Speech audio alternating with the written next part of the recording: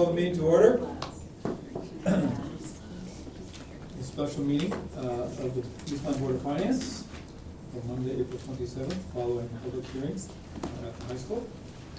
Thank you to everyone for being here.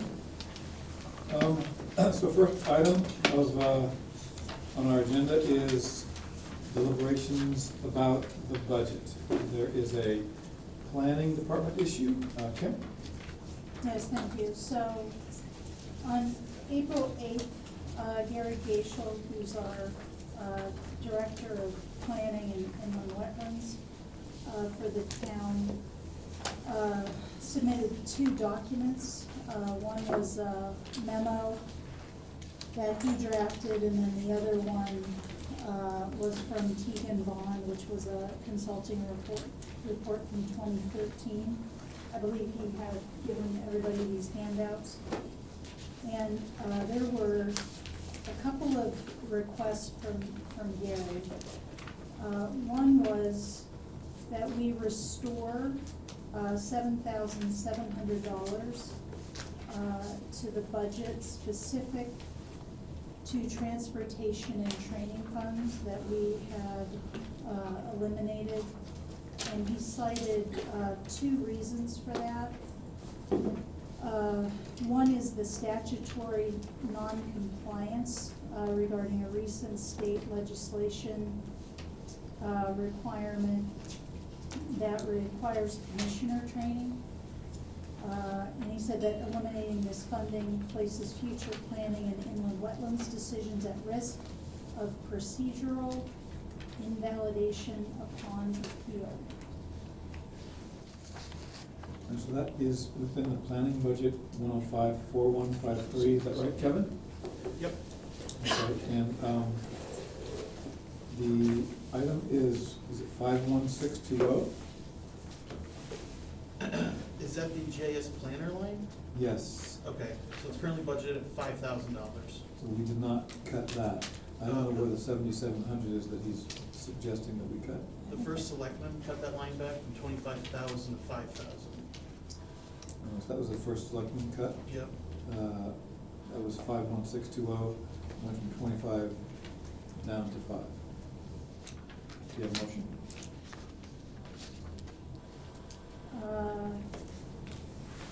I guess I'll make the motion so we can have the discussion. So I make the motion that we will restore $7,700 to the, what was the number? GIS planning 51620 within the budget for planning office 105-4153. Thank you.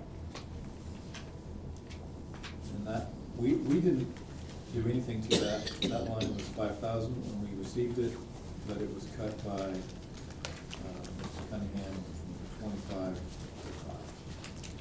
That's your motion. That is my motion. Add 7,700 back. Is there a second for the motion? Second. Moved and seconded. Discussion, please. So there was one other reason Gary cited in his memo for restoring that funding, and the second reason was a legal liability without mileage reimbursement or a guaranteed inspection vehicle. Site inspections will cease. Regulatory enforcement cannot be conducted remotely. This exposes the town to unverified construction, wetlands violations, and legal challenges. Dan, can I ask you about that item? When you cut it from 25 to 5 in your original cut, do you recall the rationale? Well, we had discussions with Gary, and it seemed at the time that was acceptable, but there maybe discovered that there were these regulations that he had to comply with. We did contemplate at the time we discussed that cut at the well bid. We're in the planning commission budget, which is 105-4153, and this is item 51620, the GIS plan. So as you can see, it was cut from 25 to 5. We received it at 5. The motion on the floor is to add 7,700 back. And what was the reason that the Board of Selectmen decided? I think it was for before it got to yourself? the Board of Selectmen. So it was my discussions with him that he thought that, they could, provide the function that they had to do to, function in their department. But he must have discovered, that there are regulatory requirements that maybe he wasn't aware of when we had our discussion. And now he needs some of that funding back to be able to do inspections and apparently some other items. Were those new regulations put in place, or were they in place last year? I don't know, I can't speak to that. I mean, that's what I'm understanding from the comment, that he has certain functions that they have to perform in order to be in compliance. And maybe with all the other changes, he didn't anticipate that there would be a problem, so now he's asking for it to be restored. Any other discussion? Motion on the floor is to add $7,700 to the GIS planner, item 51620, within the planning budget. All those in favor, please say aye. Aye. Aye. I think I heard 4. All those against? Nay. Nay. Any abstentions? 4-2, the motion passes. Okay. There was a second point in his memo. Okay. Sorry, I feel like we're obligated to review this. And I might need Kevin's assistance for helping us understand what we cut previously. So Gary is also recommending that we include the GIS analyst investment of $50,000. I think this was the internships that were debated and Yep. allocated between inland wetlands and planning. Correct, And yeah, we had 25 cut, each. we had cut one and not the other? Or did we cut both? So the first selectman cut them both back to 5, and then the Board of Finance cut the inland wetlands to 0, so at least 5,000 on planning for an intern. Well, plus the 7,700, so now you're up to 12,700. Yeah. So we have, okay, and so the issue is that he would like it restored to inland wetlands? No, he would like the full amount of $50,000 restored, which was his original ask prior to, I think, the Board of Selectmen's reduction.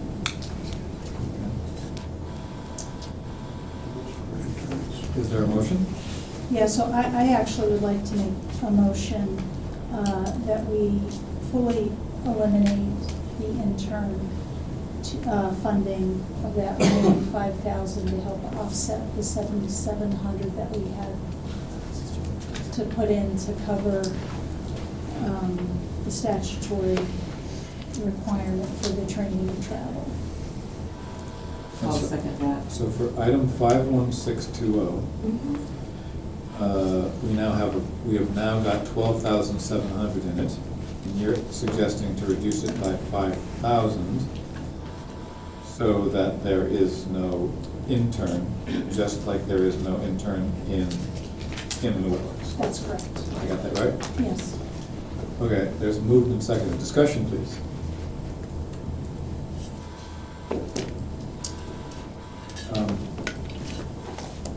Do we know the function of these interns So it was, Anybody? one, and how critical it is to the? I can't speak to how function of the critical it is. I don't know. I know that they receive assistance from these interns and helps them in some of the, I believe, inputting they do in the GIS system, so it is valuable. The last year's budget, did they have 2 interns or 1? They had 2 $5,000 tranches of funding. We spent, I believe, about $7,000 so far. With the spending freeze, we're holding another $3,000 until the year. So there's no more, he was looking for a spring intern, unless it was for free, we weren't gonna allow an intern. But that internship, that's not part of the regulatory obligations. It is not, Correct. at least It's not, not. it's not the way the Okay, memo reads. thank you. All right, any further discussion? So moved and seconded to, now that we've just increased the GIS planner line to 12,700, to go back down to 7,700 by eliminating the position for the intern of $5,000. Everybody understand? Okay, all those in favor of eliminating the $5,000, please say aye. Aye. Any opposed? Any abstentions? Motion carries. Okay, thank you for managing that. Thank you for the numbers. Yeah, library. Okay, I can't remember what the cuts were that. It's toward the bottom. Kevin, can you remind us exactly? Sure. Originally, the budget was $1,360,000. So- Which represented a $50,000 increase. And I know we've had two separate votes on the library. And can you sort of tell us where we currently stand? Yep, so the net effect I have is a decrease to the library from the Board of Selectmen. So the Board of Selectmen passed over a $1,360,000 library contribution. The Board of Finance so far has reduced that by $11,833. So there's two motions. The first motion was to reduce it for $25,000, and then I believe at the last meeting or the meeting before that, we added back $13,167. And then at the public hearing last week, the acting director said he was unaware of that Board of Selectmen $15,000 cut, so that was the discrepancy. Right, and so right now, we are at $1,348,167 to support the library. Correct. Okay. That's the metrics. And how much of an increase is that? 2.91. 2.91% increase It's dollar value. $38,167. from last year's budget. Correct. Just at the last, my notes when Chris Larson came up, he was saying that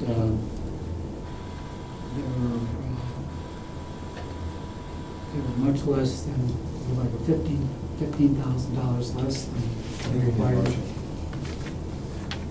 I'm trying to figure out my notes from what he was saying at the last meeting. The library board was unaware of the Board of Selectmen cut, they were saying, Right. for $15,000. That's the discrepancy between the numbers. So I'll make a motion so we can have further discussion. So I'd like to make a motion that we leave the library reductions as they are. Second. Okay, do we need to make a motion to do that, to not change something? Well, We can have a discussion. let's have. Unless, what was the directionality of your motion, Rich? Chris had mentioned that they were less than whole with the cuts that were made, that Sunday hours would have to be eliminated, and that the service would need to be eliminated as well. I remember some figure that he mentioned, 38,000, but that doesn't match with any of these numbers that I'm hearing tonight. There was a $28,000 reduction by first selectman, another $15,000 reduction by the Board of Selectmen, and another $11,833 by the Board of Finance. So that's about 54,000 and change that was reduced from his original request of 1.403 million. 55,600. 5621. So as best as I can figure here, and I'll make this motion, I think it's important to the community that the library is open on Sundays, it does get usage. And I think we had agreed to overtime service in Public Works or buildings, whichever department covered it, so that the library could be open on Sunday. And I don't mean to interrupt, I think there was a motion on the table. Did you withdraw your motion? Well, To keep- I don't know that, I mean, maybe, I need a parliamentary expert here, because she has a motion to not change anything. Sure, but no motion. I don't know. Maybe you withdraw whatever you did, that way, then. That's what I I'll thought. withdraw my yeah. motion. That's probably better. Okay, Thank you. okay. Sorry, I didn't mean to interrupt. No, that's okay, I want to follow Robert's rules. I thought the motion had been withdrawn. So I was just kind of trying to do back of the envelope calculations. And the figure that I remembered Chris mentioning after the public hearing on Thursday was that we needed 38,000 to stay whole. And if we had taken 54 out with the 2 deductions that we did, plus the Board of Selectmen's deductions, then that would leave 16,000 that needs to be restored to keep Sunday hours and to keep Hoopla. So I'll make a motion to restore $16,000 to the library budget. A motion to restore 16,000 to. I second that. East Line Library, which is 105-4501, and that's budget item 58504. Moved and seconded, discussion. Yeah, so I don't think any of us want to cut weekend hours, but I feel like our leaders are putting forward things that are provocative, that are things that everyone will be like, oh, we definitely don't want that to happen to the towns. Instead of looking at their budget and the things that they can trim and things that they can cut, right? Because it's easy for us to have that narrative of, oh, we don't want to close weekend hours. But yet Chris was here and he talked about his telephone bill being, what did he say? It was like $1,000 a month, right? So how about taking action on that? How about getting a $40 a month or a $100 a month invoice for your telephone and driving change in our operational cost structure as opposed to just having us react to the thing that's most provocative that we want to prevent in the town. No one wants us to cut weekend hours. No one wants us to cut staff in the library. But we're not looking at the hard operational costs. And I would really like to push our town leaders to make those non-salary cuts that don't shrink our services. And I'm just not seeing that demonstrated. And I think that's the fundamental problem I have with our budget process. And I will say that he did say that he could not buy new computers, and that was gonna save $5,000. There's all So kinds of. if there was an original ask for computers, when we decided we wanted to do some cutting there, he said, well, I can just not buy them this year. So it does sound like what you are suggesting, there is some latitude within his non-salary, non-service hours. Any other discussion? I think the communications budget line, telephones or what have you, is a noble thing to consolidate through the town and get the most efficient rates and the most efficient service that we can have. Currently, we do not have that, and I don't see how you implement that change by cutting a line item in a budget to get a desired change. I understand the desired change, and I approve it. I think it's wonderful to get more efficiency in the town. That, I don't know that that's valid for this motion. I think I remember, when I listened to him, he said that, no, he was basically, we cut him below what he, what was required to run the library. And so I'm all in favor of, restoring the money that was cut. So the library is an essential operation in the town. All right, any other discussion? One more comment. Chris Larson is the acting director of the library right now. The reason that he's acting director is that Lisa is out on medical leave. And this occurred right towards the tail end of the budget season. I think it's a lot to have things kind of dumped in your lap at one point. I think, he did a pretty good job of covering it, but, he didn't have the intimate knowledge of the budget that Lisa did. That's just a caveat. Discussion? I have a question for Dan.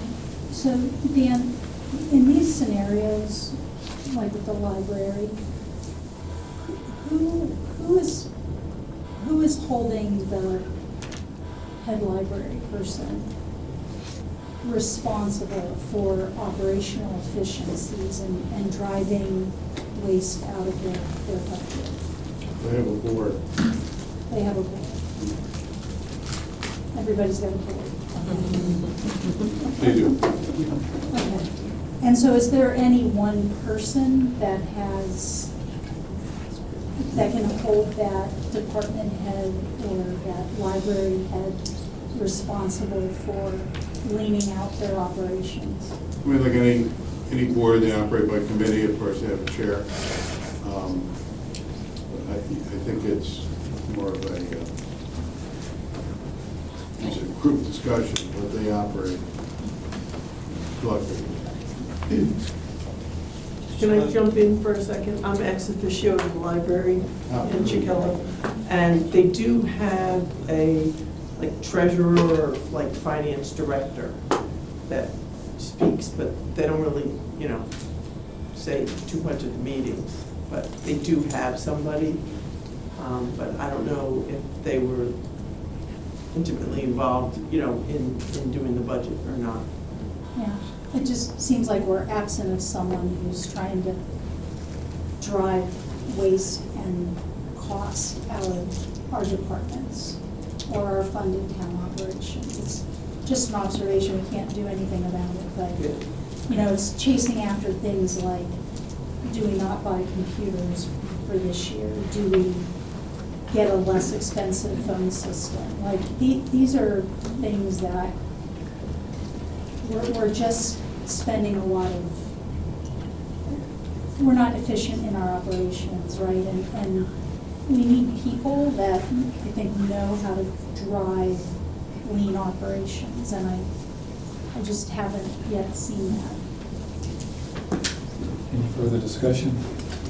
Okay, so the motion on the floor is to add 16,000 even to line item 58504 within the East Lyme Library budget. All those in favor, please say aye. Aye.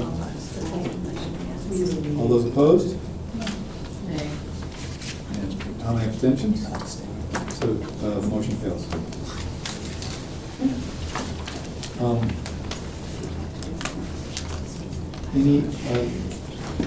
Any other items on the town budget? I want to go to capital improvements budget next, if there's nothing else on the town budget. I have one more on the town budget. So this would be emergency management.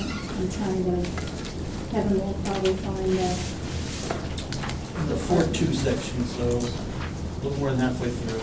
Emergency management is 105-4223.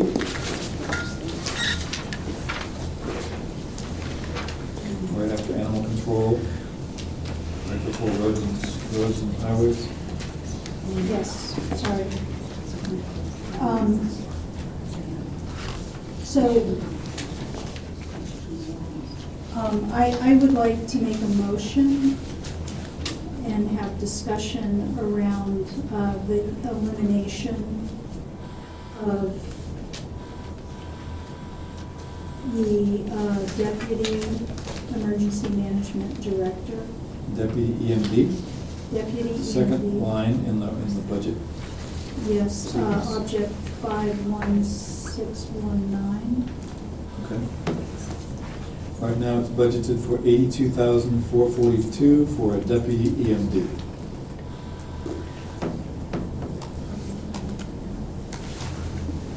You making a motion? Yes, so I'm making To that eliminate motion that, to to eliminate. zero it. Yes, to zero it. Okay, is there a second? You wanna explain your letter you received? I'll second, so they can discuss. Okay, Thank you. So moved and seconded, discussion. Right, so, I did receive a letter in the mail that, gave me an indication that this might be a position that, the town could do without. And I will say, that in my prior world, as a hospital executive, emergency management functions were done in a collaborative fashion with towns, but particularly with fire and police chiefs or their designees in organizing emergency management drills, community-wide preparedness, and that it was, at least in my experience, rare to have a town or even a city that had a sole person providing that function. And so I would like us to consider not necessarily eliminating the department, because there are some, I think, funding that's needed for community-wide exercises. But with our fire chief and our chief of police getting additional staff, maybe they can move out of their staffing crisis management and help with emergency management. At some point, the town has to look at ways to cut. And I do see that there's a director position that appears to be part-time. I don't know, Kevin or Dan, if you know who that, what that part-time director position is versus the deputy emergency management director that appears to be full-time. But it seems like a lot of resources for a function that I'm not sure we can articulate the value of. You want to speak to I was just gonna say, the director spots, the $25,000 stipend position is not filled currently. The deputy's interim director. So that stipend is that's not filled right now. Okay. So we are paying for the deputy director, we're not paying for the director simply because it's not filled. Correct. That's right. But the director position is part-time? So we have a part-time director position, but then a full-time deputy director. Can I speak a little bit historically? The police chief in the past had been the director of emergency management. And it was an additional responsibility to his duties as police chief. And he was given a stipend of the $23,000. Pretty much, I can't remember if it's all of this department's money or how much of it comes from our Millstone grant. If I remember, like, or 40-something thousand. Millstone's, we do get reimbursements from Millstone, but Yeah. that just goes into the general fund to offset this. Okay, but that's generally how this department has operated. And with the situation that we had the last year or two, the deputy director assumed a full-time position, and was then her compensation was changed from part-time to that full-time. Where we go this next year, you know, She was I always don't- full-time. She was always Yep, full-time. so she was always full-time. She's getting a stipend to assume the responsibilities in the interim for the emergency management director, right? Is that right? Yeah, so she was the deputy, and now she is filling the interim role as the director. Right. And there's still a line item for the stipend for the way it used to operate, where we had, our police chief was also receiving that stipend Right. for also being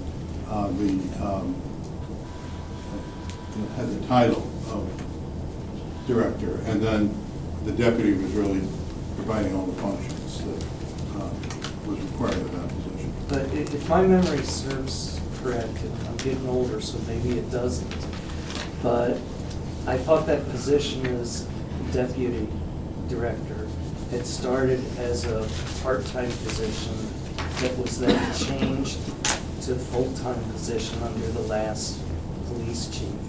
And then the additional stipend as an interim director for that deputy director increased that salary more. It originally had been a part-time position, correct? I'm not familiar with the history that far back. I don't, is that your recollection that it was part-time? That's my recollection. That could be. Ann, do you remember, Ann Chicallo?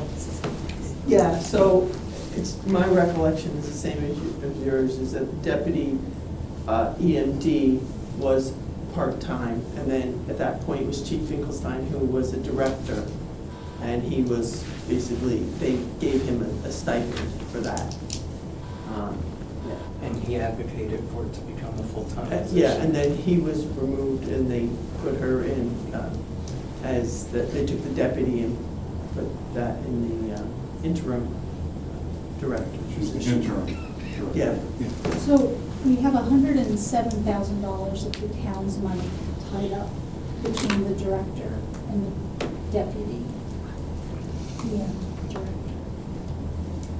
So I'm going to make a motion. Can I make a motion? Or did I already make a motion? I can't remember.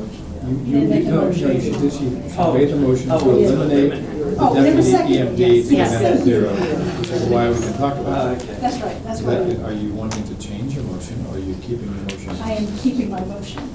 Okay. Is it appropriate for us to have this conversation from a personnel perspective in public? I mean, this is a personal matter, now it is, and I think you'd want to do that in executive session. So, You should do it in executive session. we can go into executive session at the end of the meeting tonight. I hate to kick everybody out and make you all come back while we do that. That's, I mean, that's certainly good, but was it on the agenda to have executive? No, it wasn't. We have to add to the agenda if we wish to do it. Punt it. What's that? We can punt it to a future meeting. You're not, I don't think you're trying to make a decision. Yeah, but you guys aren't discussing. Is this a collective bargaining unit employee? I don't think so. No, And is there a board of emergency management? no, No. no. So who does this person report to? So right now, the motion on the floor is to eliminate the salary entirely for this person. I think let's have our vote. Just eliminate the deputy director. We're talking about eliminating the salary of the deputy director, but now I think we understand a little bit more about the history. We'll see how the vote goes, unless there's further discussion. Moved and seconded to, just want to get the numbers right. Eliminate budget item 51619 from the emergency management budget, which is 105,4223. And that item 51619 is for $82,442. All those in favor, please say aye.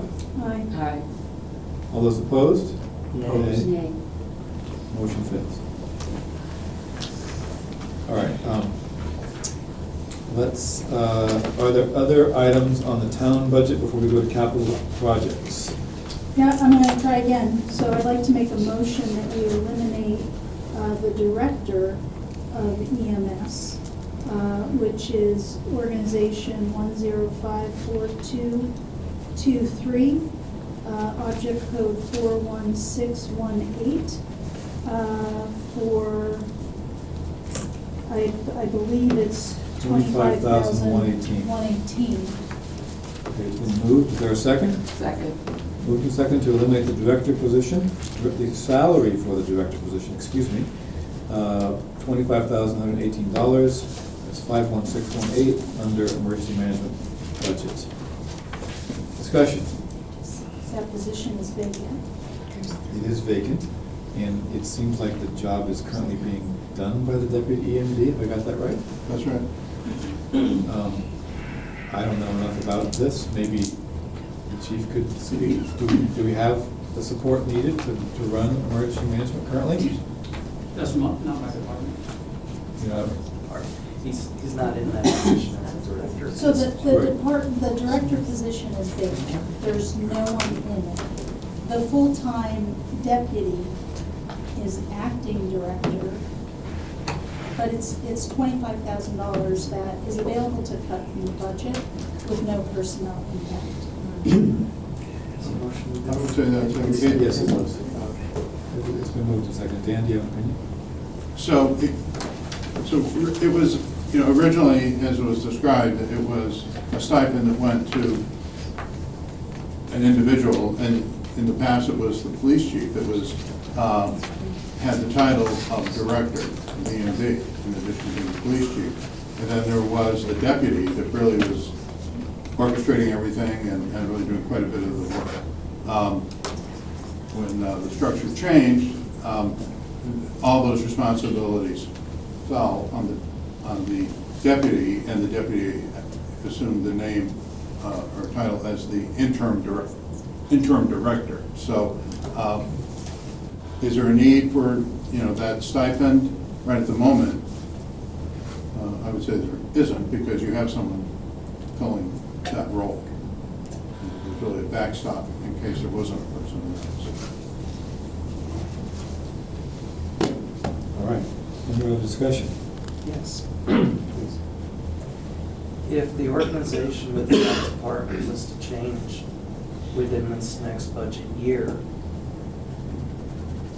as we mentioned, some of those things would be personnel issues, and so would need to be discussed in executive session.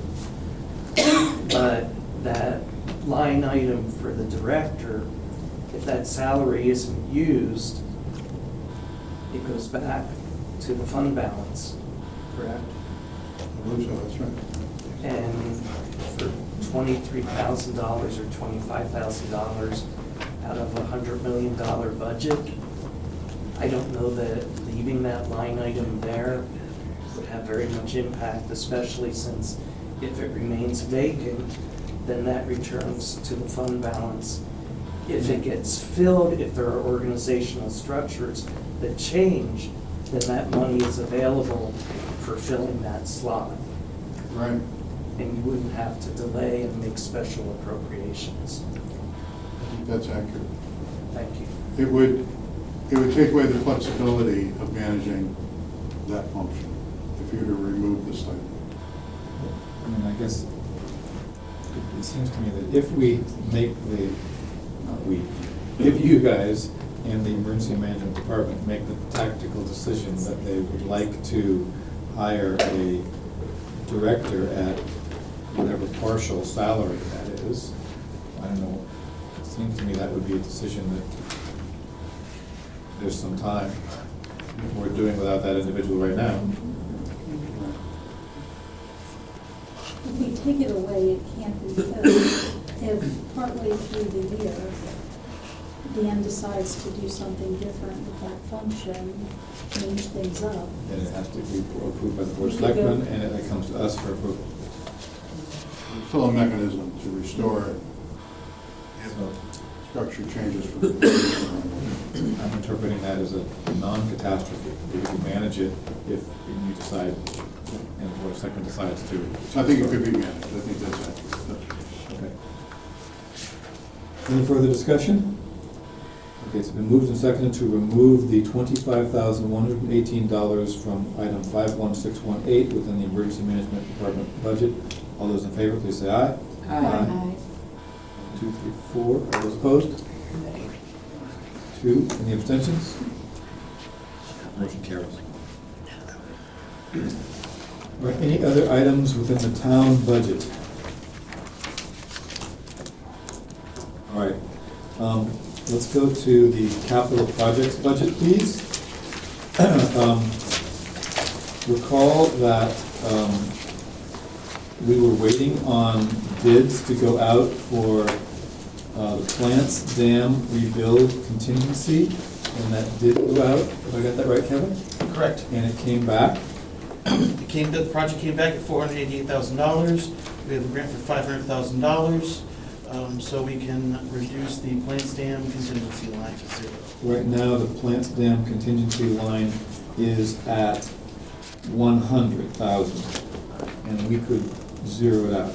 So I'm bringing that up because Joe from Public Works has also requested that we restore $100,000 to something that we cut for road paving, and offers us that trade-off. So those are the facts that I've been told. Anybody want to make any motions? Yes. Does this require 2 motions? Yes, if we're going to do 2 things. Okay. Well, I'll start the ball rolling. Since the grants come through, I make a motion to remove $100,000 of the capital from Plants Dam rebuild contingency.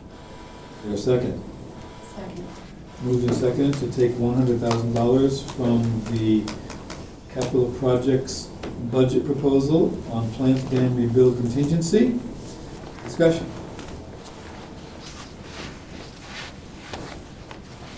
Seems like a reasonable thing to do to me, since they got a grant that's gonna cover the whole thing, right? All those in favor of removing that $100,000 item from the capital projects budget for Plants Dam rebuild, please say aye. Aye. Any opposed? Any abstentions? Motion carries. Okay. And then I would like to restore $100,000 in capital budget to the road paving program. Let's make that motion. Is there a second? Second. Moved and seconded to restore $100,000 that we cut at a recent meeting from the road paving program within the capital projects budget. Discussion? May I ask why Joe wants $100,000 added back in? Kevin, can you articulate what Joe meant? I'm here. Joe's here? I didn't say, I'm talking for you, forgive me. Yeah, so the original request was $850, and I'm the chair of the CIP committee. We already cut it 100 down to $750, and then the board cut it again. So that was, I mean, the only reason I was asking is I'm not asking for the original amount, I'm asking for, back to $750 when we were asking for $850. If we can't, we can't, but it's like, it will sacrifice the road program, so this Plants Dam bid coming in, 100,000 less, would help that cause, but that was why, because we had already had a cut. We already had 100,000 cut, and then we had another 100,000 cut, so we're trying to go back to 750 instead of 850. Joe, what specifically would you do with that 100,000? Well, we're trying to go through the beach areas right now. We've been doing, been doing this for 13 years. We've been doing everywhere in the town besides the beach areas. We're doing Crescent Beach this year, but to try to get through Black Point and starting to get to Giant's Neck, they were driven down there. There's a ton of pavement down there. We just won't get as far, so it just will start putting us behind in the program.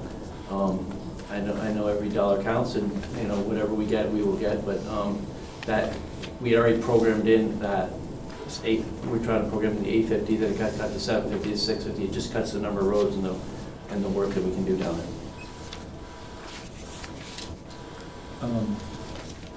Any further discussion? it's a move and seconded to restore $100,000 to the road paving program. It's currently at $650, we'd be going back up to $750, which was the original request of us. All those in favor of restoring that to $750, please say aye. Aye. Aye. All those opposed? Abstentions? It passes. So we're restoring the $750. Okay. Can I ask, I have one thing on capital as well. Under, purchase of MSW and recycling cans, I thought we had talked about this, $23,500. I don't think that can really be capitalized. I mean, these are cans, right, recycling cans and garbage cans that leave the town's purview to go to residents. Are you amenable to put it in the operating budget? Yes, So but, if you make a motion to remove it out of capital and a motion to move it in operating, okay, hold on. thank you. So I'd like to make a motion to move purchase of MSW and recycling cans for $23,500 from capital to operating. Is that one motion? Can we do it in one motion? If you We could have do to two, take it that'd be away great. and then Okay. add. I think you have to do two. Okay, so is there a second to the motion to Second. remove the $23,500 from capital projects? Moved and seconded, discussion? Oh. So, I don't want to, I know we're here late, and I don't want to keep saying, how does this happen, that we like wind up with things in the capital budget that are not appropriate to be there? We've been, I think we've had 9 meetings of this, so, but just, one item. Persistent. So this is, so we don't buy yearly, so I know Joe can speak to this, this is for a truckload of cans. So instead of buying them in a yearly allotment and paying a higher rate for shipping, because you pay $1,000 for shipping or something like that. A lot, yeah. Yeah, Right. so we just buy literally a truckload, store them up at FSB or the transfer station, and then they get taken down, canned at time. So if we want to pay for it in the operating this year, But why can't it, I guess, I don't understand why it can't, if we're buying a truckload of them to save on shipping costs, why can't it stay right where it is? They're not assets of the town, they're being dispersed to citizens, like. so they're assets on our books, but the bigger thing is, when Joe comes for me in 3 years with a budget of 7%, Dan and I will whack that back down to 3%, 4%, because it kind of creates a budget that is not, it creates a cyclicality to this budget. Every 3 or 4 years, he throws a $24,000 tranche of garbage pails into the budget. So by budget for a capital, if he doesn't want to spend it this year, that money's available next year to be spent or the year after. By putting it in operating, he's got a deadline now, June 30, that money has to be spent, right? So that's the difference. There's a reserve component to it of a multi-year budgeting aspect to it. So that's really the only difference. It's coming from the same place. Although there was something you said that we're giving those cans to the residents. I think title to that property still resides with the town. Am I right, Joe? No. You don't? They don't? We don't give them away, we sell them. So, It's a right, yeah. Original. Yeah, it just said if we don't have an operating budget, we have no cans. So and people call us all the time, so however they want to do it, if they want to put it in operating. okay. All right, moved and seconded, any other discussion? Move second to remove this item of $23,500 from capital projects budget. Those in favor, please say aye. Aye. Aye. Any opposed? Nay. 4-2 it passes. Sorry, any abstentions? I thought I just heard. That was the, Quiet, yes, 4-2 it passes. I have one more.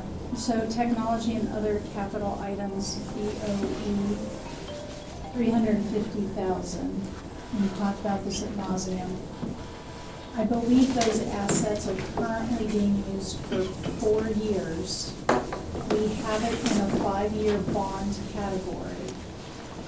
I would like to make a motion that we move that to cash capital. We have to get out of bonding things for a longer period of time than we're actually using them. So this is within the education department allotment from the capital projects budget. Technology and other capital items, right now, it's at 350,000, is that correct? I think so. Is that the right number, Kevin? I believe so. Is there a second to remove this from capital projects and put it into cash capital? Yeah, from 5-year bond to cash capital. Is there a second? Second. A discussion? One contingency on this, Scott. If I remember last meeting, we asked the Board of Ed we talked about moving to Chromebooks. What would happen to reduce the reliance on PCs to Chromebooks for the high school? And we asked for figures on what that change would be. And to my knowledge, we haven't gotten that information. Yeah, We have a presentation Jeff's- ready to go. Jeff's here, and information to wanna- share, but we thought we were just following the budget. I didn't know if we wanted to continue to finish out the town budget, and then we have a lot of Board of Ed people who are like to get home. I don't know if you want to finish that first and then go to your next item, which is capital, so or next you item want is, us to do next that? item is Board of Education, after we get finished with capital projects. No board comments is, But, no, well, we just have a sequence within the deliberations. And your Board of Ed is up next, but this is a education-specific item. okay, we can So we can present talk that about it. information then. We can do If that. you want to speak to just the Chromebook question that Barry asked last week. Yeah, Okay. we've got some handouts, and we can pass those out, and Dr. Lund is here. We can You go want through it. to just tell us? Yeah. So, Barry, I know, had asked last week, and I think we got this to you only on Friday, Jeff. Yeah. To provide a, Yeah, I we guess were, a distribution plan of Chromebooks versus PCs across the different groups. So I received the Yes. questions that you passed along, as well as I looked at the meeting from the other week, and I inferred some other questions that had come up, so I want to make sure that we provided you answers to all the questions in addition to what Dr. Sheckley specifically asked. So I just quickly put together a couple of slides, go through there. The question came up during your discussion, how big is our department? I have with me in the back Ben McCarthy, who is our engineering IT manager. He has two other folks that assist him. You can see on our first page that we serve about 2,500 customers on a daily basis. We have 718,000 square feet of buildings that are wired either remotely, wirelessly, or direct wired. And we provide coverage for the buildings. We also provide coverage for the meeting tonight in the auditorium. We provide streaming services for the athletic facilities outside in the gymnasium. And of course, we provide guest access. Anybody who happens to be sitting here today that might have looked at the town, that's on our wireless, just like Kevin's doing right now. So, and I'm sure you've probably spoken to the town IT director already, but I just wanted to give you a little diagram on that's page 4 as to, when somebody's saying, what am I connecting to? Well, that's our system, just, very, very briefly and simplified, obviously not giving away any security concerns either, but we connect wireless, we connect directly. The devices at each of the schools go through a wireless access port to a switch, and then everything ultimately, in a very simplified manner, comes here to the high school. The servers are here at the high school, and then that goes out to the cloud, out to the other servers, and to our virtual servers. If you're wondering, we've asked so much money in there for the capital, what we're spending our operating funds on page 5, you see we spend it on our software, our network operations themselves. We do receive substantial funding from E-rate, as do all schools and libraries that help support our network. We get about 50% of our network costs reimbursed, so that we can run that. Certifications for our staff, licensing for our software, And of course, all those little things that make up, connections, printers, supplies, etc. So, directly to the questions that have arisen, what is our policy for outfitting our staff and our students? So, on page 6, we have individual devices as mentioned for all of our students. There was a little bit of misunderstanding I noted in your meeting from last week, but all of our K through 8 students get Chromebooks. There are no PCs at the middle school, so it's K to 8 get Chromebooks.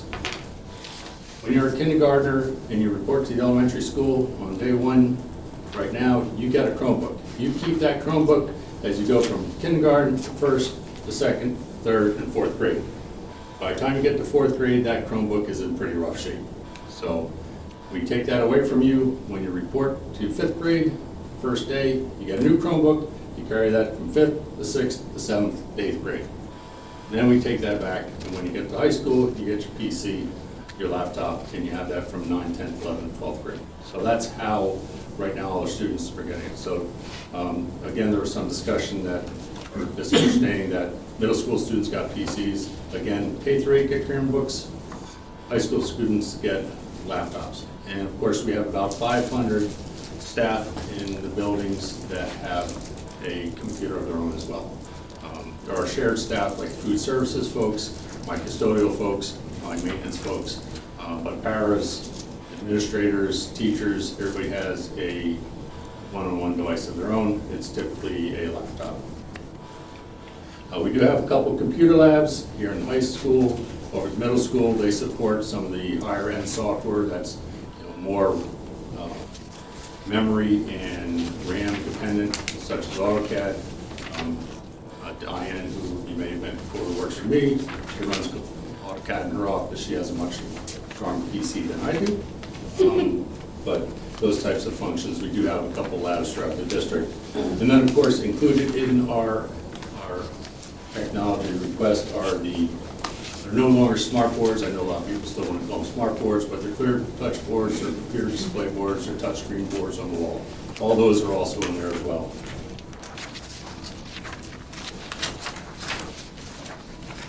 One of the other questions that had arisen was why PCs as well for the high school students.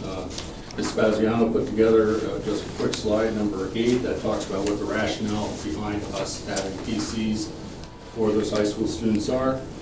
First of all, developing those industry standard skills that are expected from a graduate leaving the school. Second, exposing them to real world technology systems.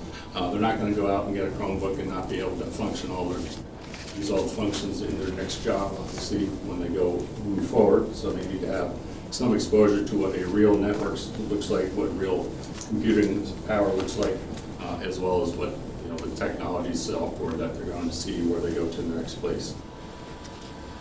And then, of course, being ready for that post-secondary academic rigor, moving along to college. As an engineer, I know the folks in the engineering communities right now are using some of the higher end devices because they're running MATLAB as a freshman, which is something I didn't touch until grad school. Just the demands have really gone, moved younger in the curriculums, and there's a higher degree of need for those specialty services or specialty softwares. So how do we determine our replacement cycle? And since AI seems to be coming up a lot, and people have asked us what are we using AI for, I thought I'd just toss that question into AI. So question or slide 9, if you're interested, that's how I derive some of that as well as what we're currently doing, of course. But we replace our devices on a cycle, as I mentioned already, with the schools, and then of course our staff, we try to do it on a 5-year cycle, although some of those are even further. We do buy warranties for all our devices. The warranty cycle for that, as you'll see on the next page, is 4 years. So we're trying to obviously extend our devices through their warranty period, But as you go much beyond that, of course, everybody who has an automobile that hits 15,000 or 30,000, 100,000 miles knows that as soon as you go 1 mile beyond the warranty, everything starts to break. And we seem to find that as well with our devices.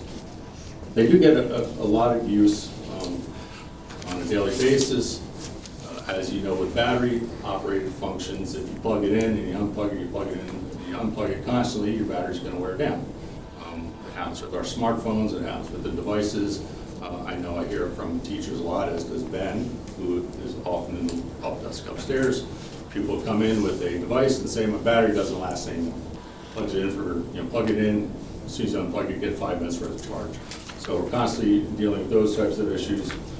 And as well is, of course, as you will probably know with your own devices, security and operating system demands, those are always updating and taking more and more of your available computing power as well as your memory. So we have to constantly be aware of that, and that replacement cycle that we're using now really is sort of the upper limit of what is feasible, both from a technology perspective as well as the just operating functionality of those devices.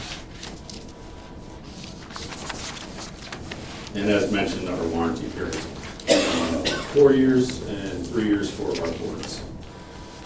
I did a total device inventory of those devices that we've been funding in the technology capital requests over the past couple of years. Those are there for your perusal. And you'll see that our total replacement value is roughly $3.8 million of all the devices. So into the original question, how did we put together our plan? So what is our original budget development? The next couple of slides address that specifically. Ben and I got together in our original budget. We put in everything that was due, and that came in at about $530,000, which would have been about 6% over last year's request. We took that to the Board of Ed and of course to the Town CIP Committee, as mentioned before, and we reduced that to $499, which would have been a flat request from previous years through a reduction of devices that we were going to be replaced. Then you all had met and you reduced us to $350,000 from that original $499. So Annalise, Ben and I went back to the drawing board and looked at some of our assumptions on what we're buying, also had some updated numbers, and you'll see that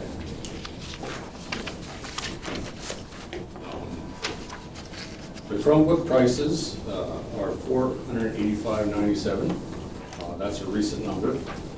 And if we do away with the touchscreen option on our PCs, a PC right now is only $50 more than a Chromebook, $536. So what we're talking about as a potential solution to make sure that we meet that $350K, at least for the next year, is we would use a 2-to-1 model for our kindergarten and our first grade. So at the end of the year, when first grade moves forward, they will take half their devices with them, and they will leave half behind for kindergarten, and they will share those in those 2 classrooms. And then we'll have to work subsequent plans for subsequent years, because we definitely have to be on a 1-to-1 model when we get to 3rd grade, because by state requirements for the SBAC testing, each device or each student has to have their own device for testing.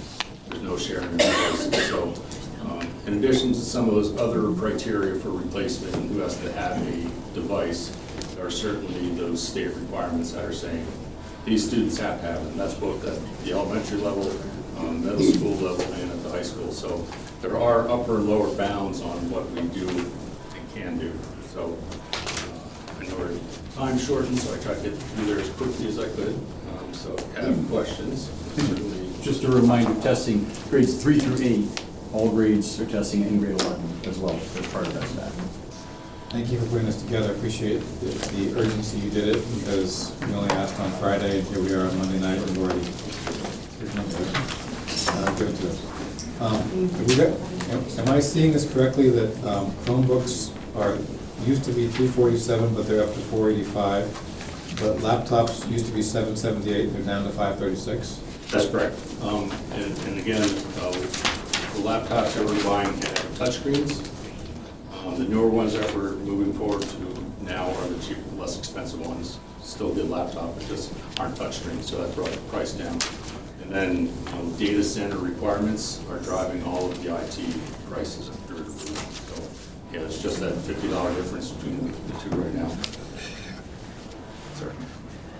Yes, on your device inventory, you've got 370 clear touch and similar boards. Right. For well over $1 million of inventory. That, I take it that includes things that are the old smart boards or? Right. Oh, okay. ProWise or, so the original budget estimate, or that original budget estimate, there were 36 devices on that we had originally put together. Those were the remainder of the original old boards in the elementary school. Right. And then, in terms of every student having a device and the instructor having a device, how important is it to have the clear boards and the smart boards? Couldn't you possibly just share or share screens or have a screen projector? It'd be a lot more efficient. Yes. My friend Camille is a special ed teacher, I don't know if that's the right term, but she uses her smartboard all day, every day. She just texted me. I can also speak to that as a teacher in the district. Like at the middle school level, a lot of our students have like high executive functioning needs. We use the clear touches as a great way to sort of meet those needs. I personally use a program called Classroom Screen every day, so they can see the whole agenda of the class and the schedule. And if I don't have that, they kind of freak out on me, like they need that. Okay, thank you. Yeah, Diane. As a first grade elementary teacher, it is imperative that we do not share any devices, whether it be the clear touch boards or their laptops. I utilize both every single day. It's part of our direct instruction to deliver curriculum for Wit and Wisdom, our language arts curriculum. It's part of critical instruction for everyday mathematics, which is our current math hub. My children take motor breaks from Go Noodle to be able to work on some of those things. It incorporates our social emotional learning piece. In addition, we have our Choose Love program that is on there. So to try and get to share a board and to teach and instruct every day. And again, we don't have support people in our room. I'm an only.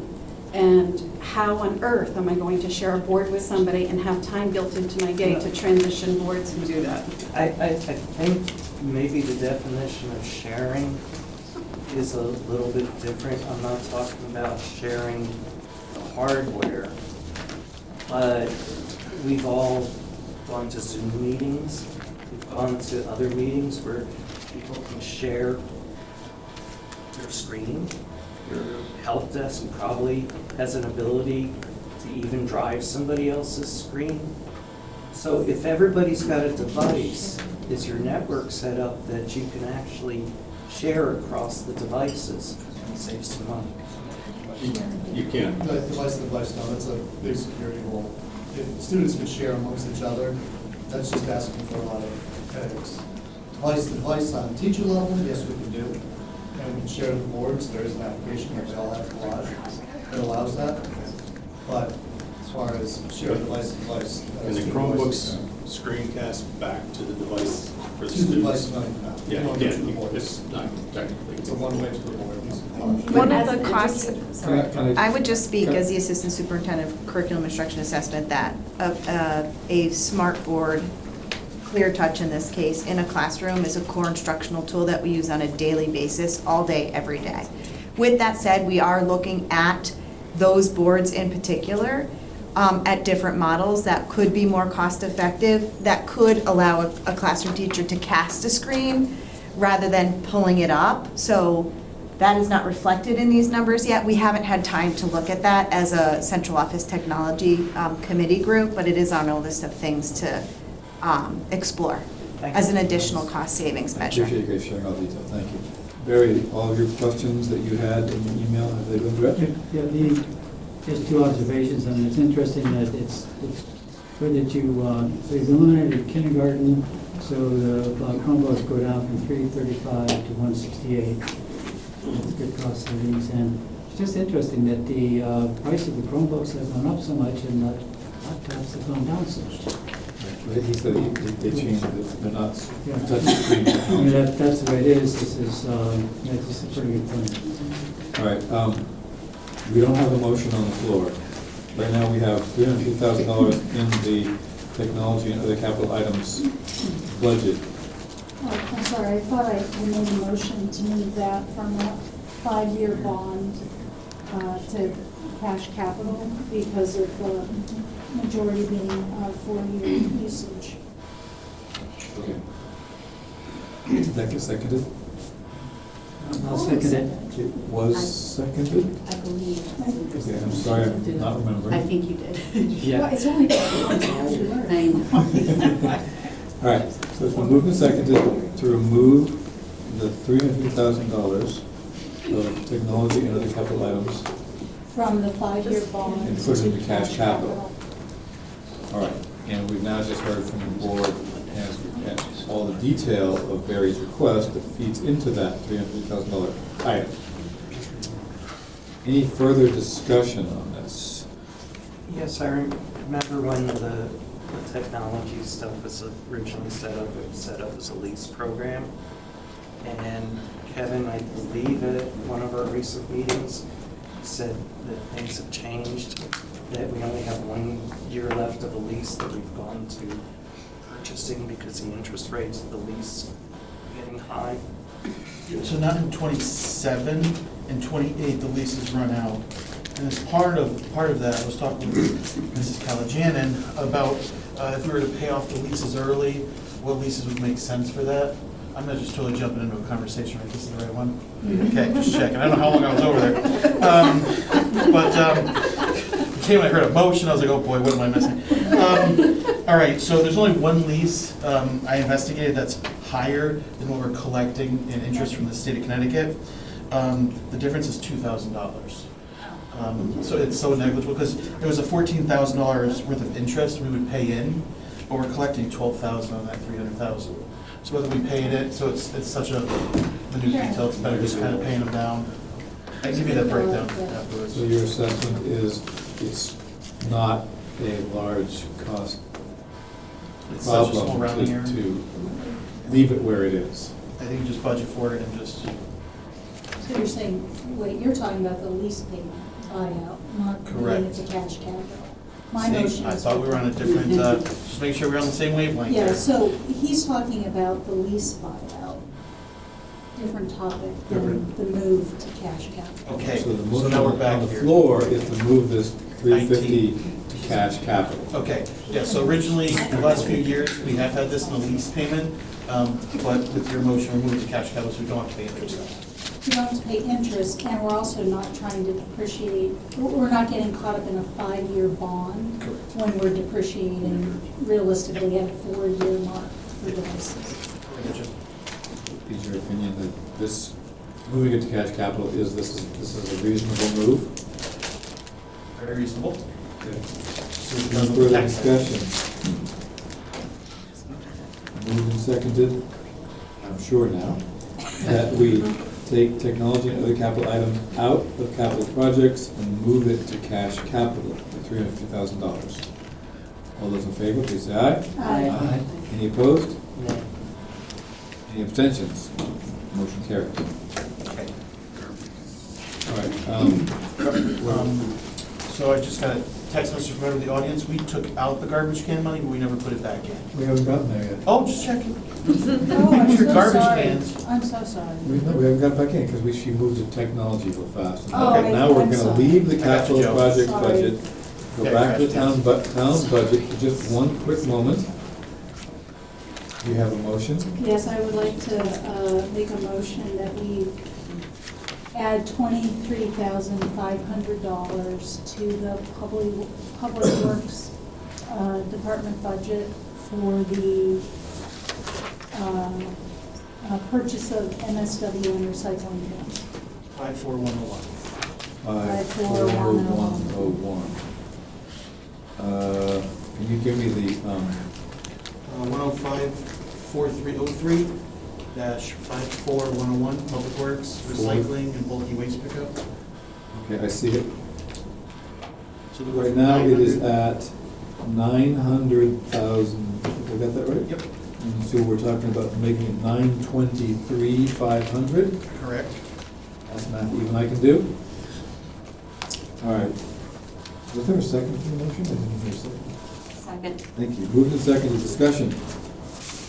This has been removed We from. removed it from capital projects, we voted on that, and it did pass. Now we are restoring it, not restoring it, we're adding it to the town budget under recycling and, I don't know what SCCRRA tipping bulky means. Scarab. Oh, it's the South Regional Organization. Regional Do I Guard. need to know? No, No. keep going. 54101. Any further discussion? All those in favor, please say aye. Aye. Any opposed? Any abstentions? Abstain. Okay, the motion passes. That budget item is now 923,500. We've now gone through capital projects, we've gone through the town budget, and we can do Board of Education now. So it is kind of nice we can go home. I want to again thank you guys for being here tonight, making all the comments and accommodating us for our meeting, both over there and over here. Any thoughts or discussion or motions that anybody on the board would like to make about tonight's, what we heard? I have some questions, if I can. We heard a lot about reduction of classes from 3 to 2 and another one 3 to 2. Are the numbers with those reductions still within your board guidelines? No. You know, how much do they exceed the guidelines and what are the guidelines? Grade 2 would go up to 22, and grade 3 would go up to 23. So they would be, the guideline is 20, so they would exceed 2 and 3. Are those final decisions that you have made about reducing those class sizes, or will you work That's with the Board of Ed and still- maybe consider other ways to spend? Well, with that additional $97,000 cut, that's what brought that into this mix. So the Board of Ed will have to deliberate and decide, on those components. So it's definitely part of the mix now. Okay. I'd like to ask a question of Superintendent Newton. So during your original Board of Finance presentation, you had talked about some non-salary related potential cost savings. Examples were your substitute services that you go through Kelly Services, which they're a for-profit company making profit off of East Lyme schools. We talked about your copy expense at $215,000. There were several items that were raised that had nothing to do with personnel costs, staff costs. And I'm very curious as to why those were not brought forward as cuts and why the Board of Ed and your superintendent and the team decided to put so many personnel cuts and not go after non-salary cuts. Because you can't, those items, well, first off, we're planning on coming down, Chairman Bauman and I spoke, planning on coming down to the board. There's 4 items in particular we're going to come down and talk more about.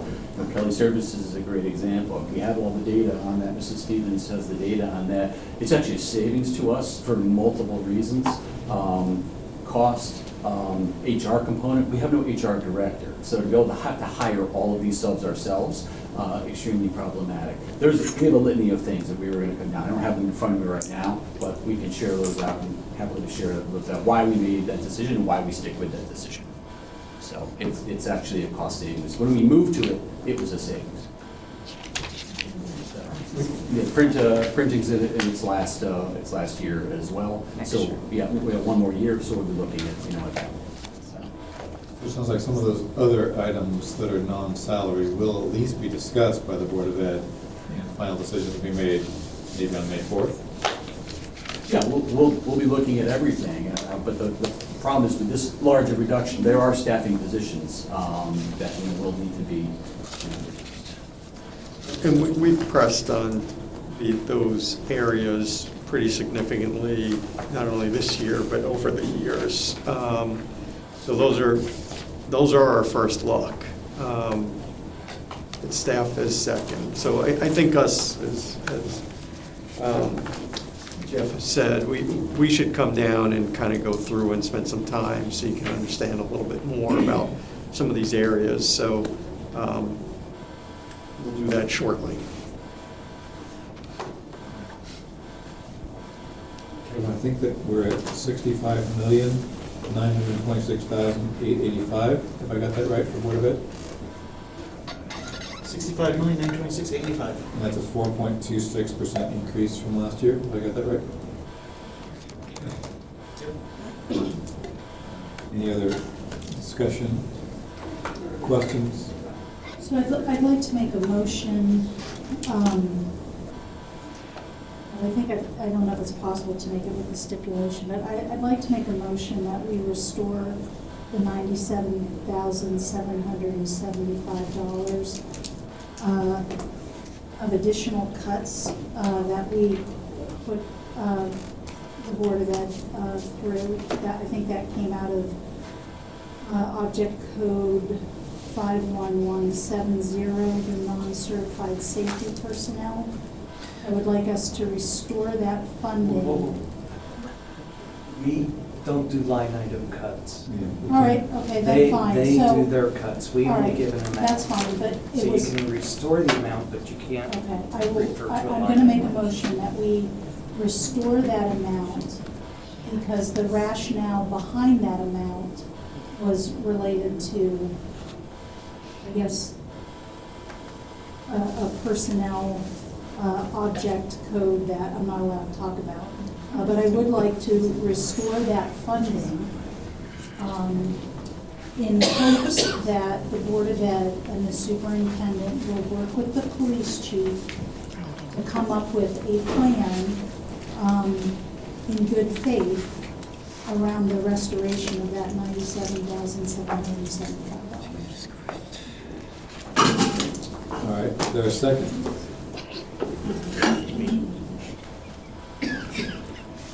Second, to discuss. Thank you. Moved and seconded to restore $97,775 to the Board of Ed operations budget, bringing it back to $66,024,660. Discussion. Since a member of the police commission was one of the people that spoke at the public hearing and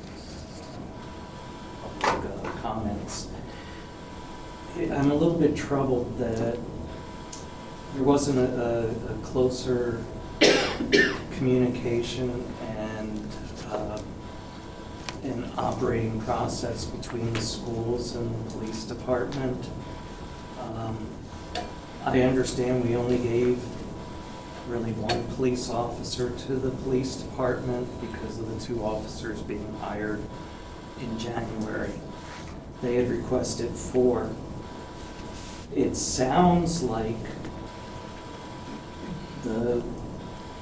at least from what I heard tonight, is that the amount of training required for an armed officer that is not a police officer is substantially less and may result in a greater danger to the students.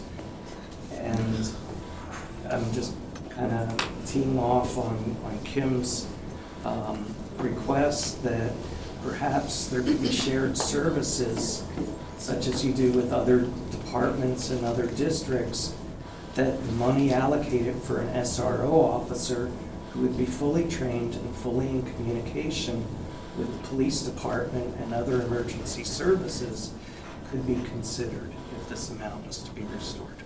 Rich, you could consider that, which is one piece. You're going to have to pay for a newly hired officer when the ASOs that we have are individuals that are already they're already on our staff.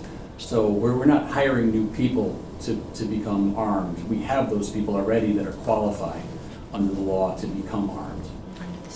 So those are you're gonna, what you're asking, and I agree, we'd love to have an SRO, we'd love to have all SROs, but there's a cost with each of those officers, and really, out of respect for the chief of police, he's not headed out.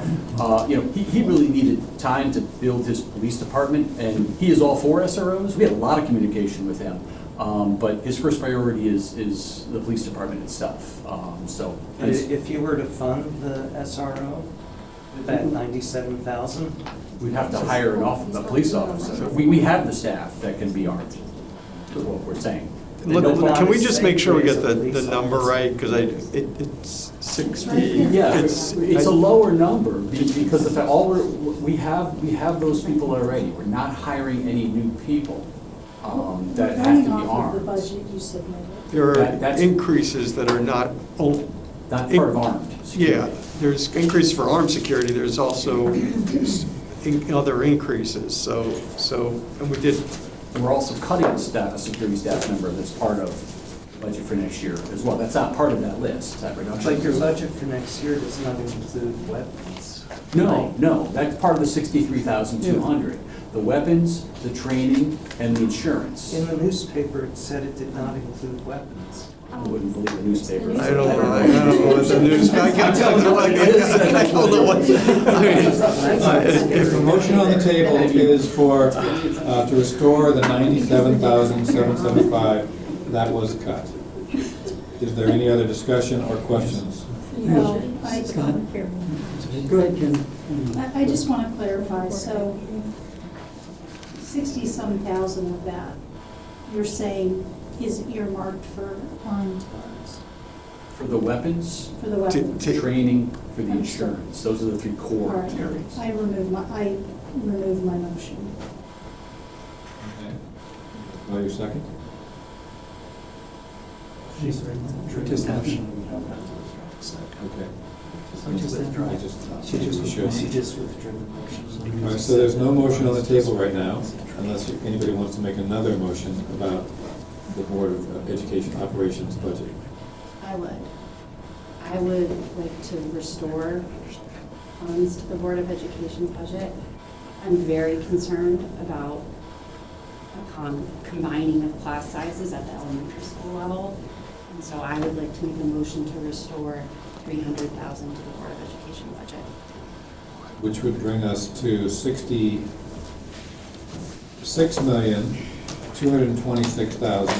$66,226,825. Is there a second? I'll second for discussion. Moved and seconded to restore $300,000 to the Board of Education operations budget. Discussion? Yes, we heard a lot of comments about the MTSS system, and we should be very proud of that. And it's an important accommodation for students. What percentage of our students are serviced by the MTSS system? Well, I know at the high school, because we're talking about numbers tonight, it's about 100 students that are cycling through over the course of a school year. Those are very rough numbers. Explain the acronym for people at home who might not know. Go ahead. Multi-tier systems of support. So it's outside, not special education services, it's Right. tiered intervention services. So you have 100 that cycle in and out at the high school. How At many any in the given elementary and time, middle at any school? given time. So At that's any not a given total time. number. I can get those numbers to you So I think- accurately. Yeah, I think that's an important factor, because I know that we expect a lot of our schools, and we know that there's a lot of the social emotional components.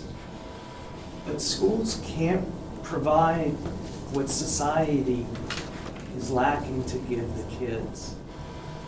I understand the support, but there are other services in town too that can provide that support. There was a youth and family health services. This is academic support, Rich, just to be Yes, clear. okay, just academic. This is academic. But I heard a lot about anxiety. I heard a lot about stress. To me, that's not academics. That's getting to mental health. There's an element of students that may have some of those components, their academics suffer, they go into this area of support.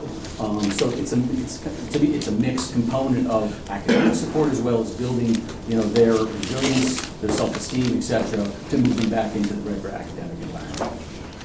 If that makes sense. And then, would dyslexia fall under special ed or under MTSS? Because I was hearing a lot of dyslexia with It MTSS. depends on the level of the need.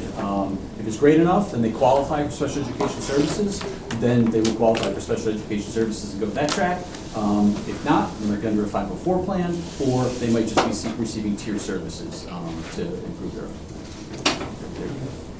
Any other discussion?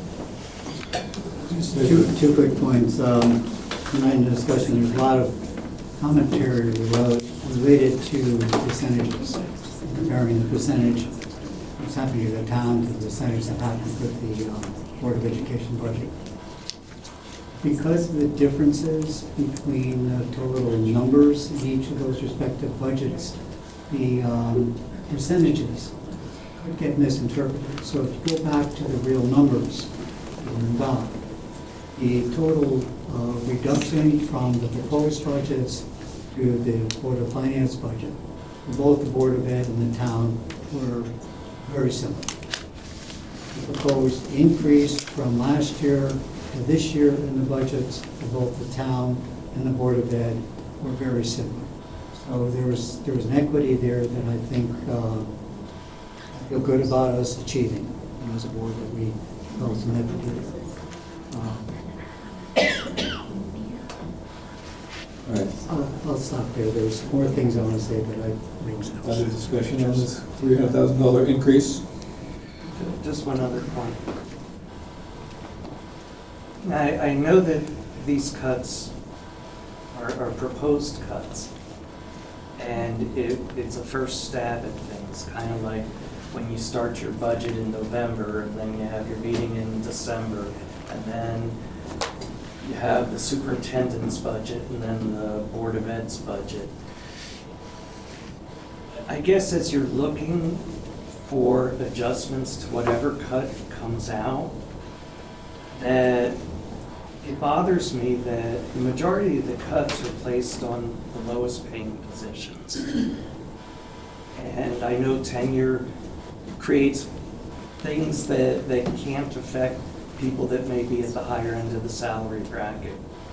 But when you're making large cuts in a budget, to go after the smallest amounts doesn't seem to be the most efficient way to do it. And it just bothers me. I appreciate the importance of the paras. And I don't know why those 5 positions weren't filled this year. Was it that you couldn't find people? Okay. Let's piece of it, yes. Okay. Yeah.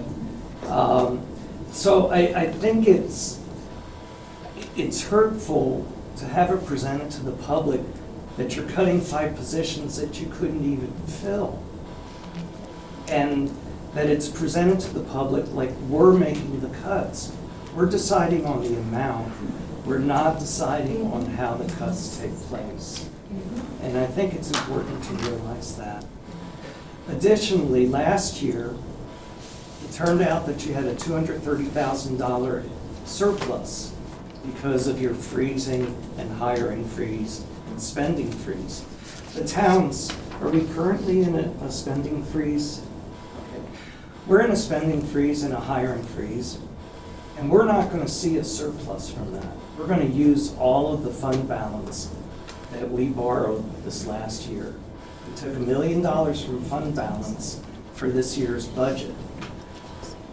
I think that $230,000, I know your plans are to create a non-lapsing fund, but I think that can be utilized this year. And so I can hear Lauren, and from her $300,000, I could consider giving $70,000 back, but utilize that $230,000 surplus. But the motion is 300. Yeah. I'd like to ask Jeff, I thought, maybe, and I don't usually read collective bargaining agreements, but I thought when I read the one that was in effect, I believe, for the current education department, that there is at least a little bit of discretion for you and the department in terms of how you choose reductions. I think you have to go with tenured, I understood that, and the more experienced teachers. I thought that there was some features that you could impose if, for example, there were, forgive me for even saying this out loud, a less well-performing teacher. I'm not, say that again, I'm not following what you're saying, Scott. You have to strictly adhere to tenure and have no other options. For hiring purposes? No, or I'm talking about reductions. For reductions, there is a, it's seniority based. Yeah. it's gonna- Exclusively, it's you based have on- it's zero, based on- you have zero discretion. Based on seniority, correct. And certification. Okay. Is that an option for future negotiations with? No, that would never. You can't ever. Never come out of. All right, thank you for explaining that to me, I'm just, Yeah. I don't know. Yep, sorry, I didn't quite understand what you were. I didn't say it well the first time. No problem. All right, any other discussion on the motion on the floor, which is to add $300,000 back to the Board of Education budget, taking us to $66,226,885. All those in favor of adding $300,000, please say aye. Aye. All those opposed? Opposed? All those abstaining? Motion fails. Any other motions anybody would like to make about Board of Education budget? I'm not as knowledgeable as like three senior folks, so could you go back and explain the use of the, I think you said 235,000? Last year, do you want to explain? I just want to that? let you know, it's no longer $230,000. It's been reduced for the need of some different components, such as we had a CHRO case that we had to settle, so dollars came out for that. The high school feasibility study, dollars came out for that. So it's down, I don't have the exact number, Mrs. Stevens. Yep. I don't know if you have the exact number, but 70,000 has come out of that, I know. Just to be clear, so you have the exact number that the Board of Ed has approved. But that is funding from prior year that's available for. Yeah, last year they had a surplus of $230,000. And what are, so what is the run rate this current fiscal year compared to I budget? don't know, we just received. Yeah, we quarterly just sent it update. down, I think it was 23,000 and change, I believe, projected.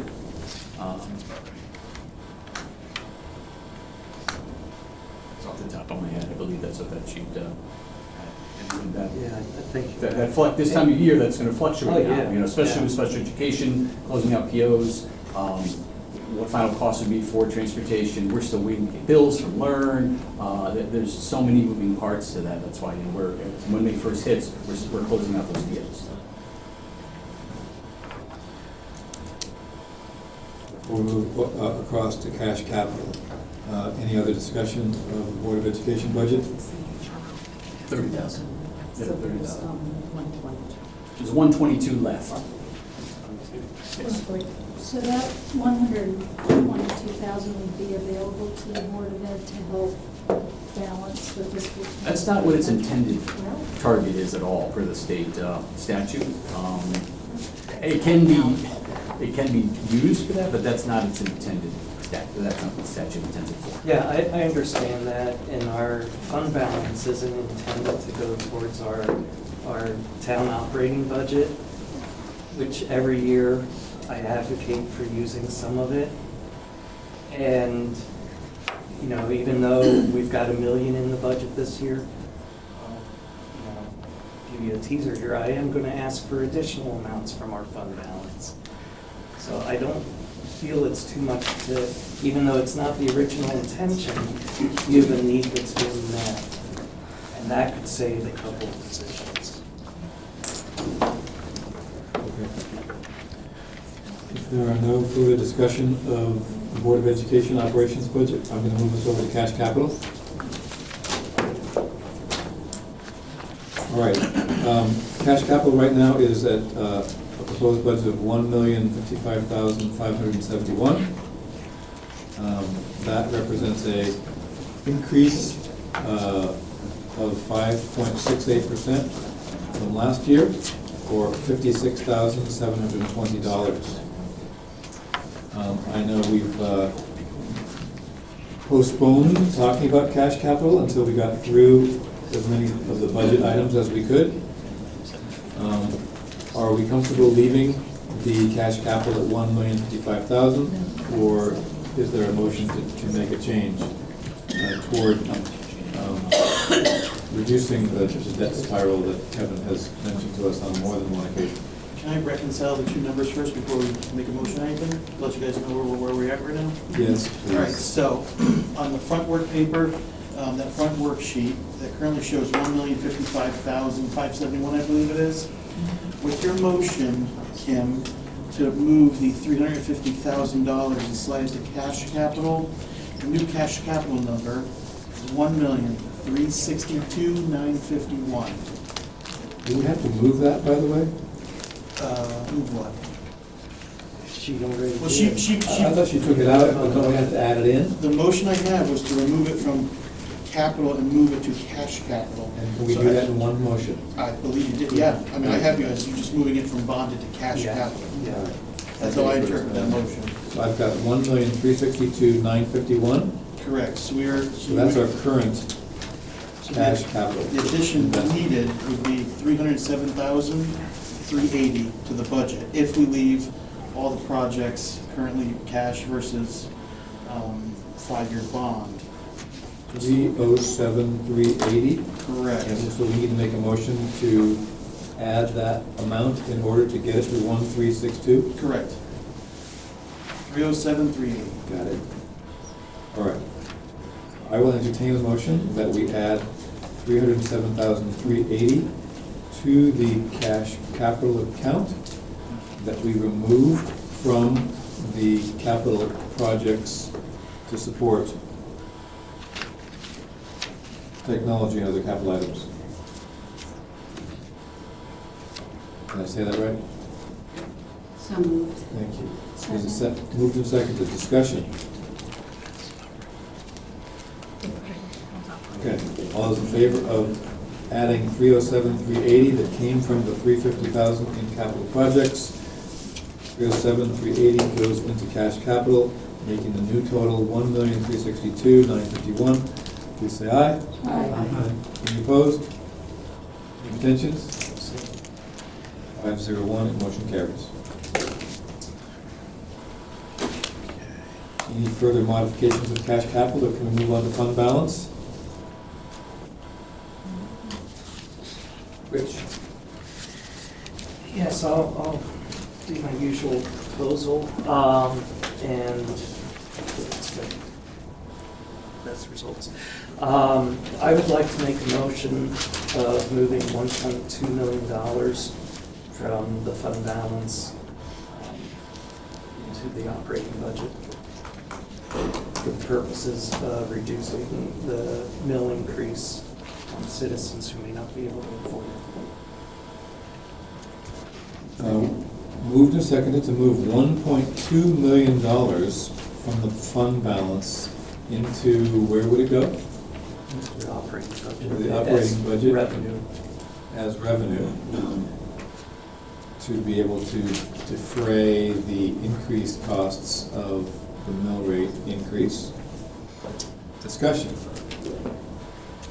Yes. Having been a board member during the pandemic, we realized that that was a time, if there was ever a rainy day fund to be used, that was a day to use it. I believe it was either Guilford or North Haven. One of their board of finance members mentioned that this is one of the worst budgets they've seen since the pandemic. The economy is really topsy-turvy at this point.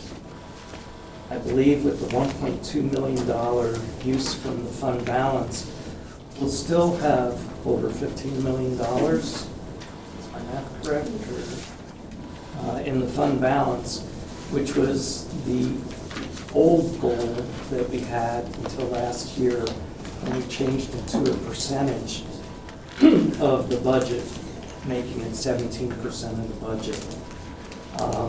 This year, with a budget over 100 million, we're gonna need north of 17 million to be in our fund balance.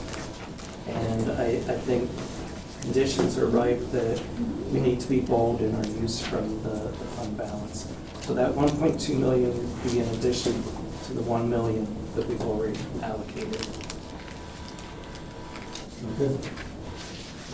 Other discussion? Kevin, I know you have spoken about the risks of doing this. I'd like to hear your opinion, please, but also, what's the magic behind that 17.8% figure that we strive toward? So we're looking for so the target fund balance policy, the Board of Finance sets the town's goal at 17%, more than 17%. That is driven by Government Finance Officer Association best practices of 2 months of working capital, which is 16.67%. So we're striving just to be a little north of the best practices. So essentially what we're doing, so right now we use $1 million. So we don't have a balanced budget currently. So everyone listening at home, say our budget's $100 million.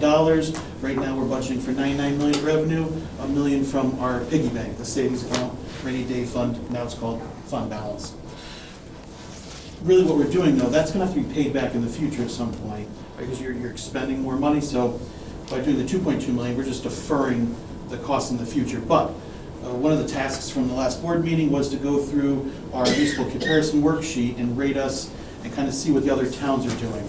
So just going down the list, Old Saybrook, they have about $9 million. I did not see a use of fund balance. Ledyard has about 5.5 million, but they also have a municipal rate, a mill rate stabilization fund, and they offset increases with bond premiums. So they're a little special case. Stonington has over 23 million in fund balance. They're using 2 million this year, but they have more than us saved by savings by about $8 million. Waterford, I didn't see anything for this current year, but last year I think they used $500,000. They also have $19 million in their fund balance. Madison has over 25 million in their fund balance. They just went through a reval, so their reval rate, mill rate went from about 30 to 22. Branford is using $5.5 million of fund balance, but they have $68 million sitting in the account, right? So last year they used $6 million, and just looking at other town budgeting, their collection rate, our collection rate is almost pegged 100% of what we're bringing in. I think we do 99.1%, we're budgeting 99.1%. They're budgeting 98.7%, they're collecting 99.2%. So they're building their fund balance just by not budgeting as tight as we are, right? Clinton, which is using $2.6 million this year of fund balance, but that exact dollar amount for use of fund balance is offsetting cash capital of $2.7 million. So it was a nice little, so they increased their cash capital, but they just took it out of the piggy bank and they're paying for the project. So it's a one-time use, not to cover operating expenses. So that was kind of interesting. Salem, I didn't get anything for. East Lyme, I have us at $1 million currently. So that's kind of just a breakdown of the towns around us. Right now, our planned mill rate increase, which was 29.57 before tonight, after the changes we've made tonight, do you have a new calculation? Yeah, so let me just, so there's been some changes since then. So let me just back out for the 1.2 million for now, $1 million. $1 million use of fund balance right now, taxes are 1.67 mils. If we take out that $1 million, right, and it all falls on the taxpayer, which at some point in the future will happen, the mill rate goes to 30.03. So essentially, every $1 million is offsetting about 0.3 of a mil. The value of a mill is about $3 million. So by pushing from $1 million to 2.2 million, fund balance offset, so mill rate would be 29.25, 1.25, by using 2.2. It's a smaller increase than currently exists with our working draft budget. Yeah, but more fund balance you use, you're offsetting taxes into the future. Right. And one reason to do that is that we anticipate things will be better in the future. Or that our needs will be less, because maybe we did more catching up this year, hiring firefighters and police officers than we might need to in the future. I'm just asking. Yeah, I don't really have an answer to that question, but just a response to using that fund balance is, as you're drawing down the town's piggy bank, right, there's a direct offset to the investment earnings. I don't have an exact calculation of what the offset is, because it all depends on when you're using the fund balance and when you're pulling that money down. But that 16 million we have sitting there is collecting about 1.4 million for us, right? So there's almost a half a mil increase baked into the budget just because we're collecting interest in this, higher interest rate environment. I'm sorry, so if I'm sorry, No, I just you want go to understand. So did you just say that the interest we can expect to earn on our fund balance in years of $500,000? 1.4. Collecting 1.4 million. Last year was 1.6, we've been dropping. This current year we did 1.2, just seeing as things are kind of leveling off, 1.2 to 1.4. Right now we're budgeting 1,420,000. And Rich, your proposal was 1.2? Which would bring us to 2.2 million out of fund balance toward our budget.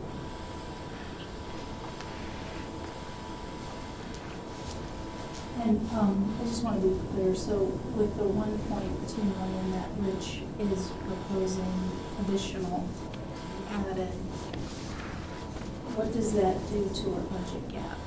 Does it make the school whole, does it make the board of that whole? It doesn't change anything on the expenditure side. The expenditures are the expenditures. It just affects the taxpayer at this point, right? So just so everyone's here, so ready? So right now with the $2.2 million use of fund balance, the mill rate increase would be 1.24. It would be at 29.25 mils. Right now, without it, we're at 29.57.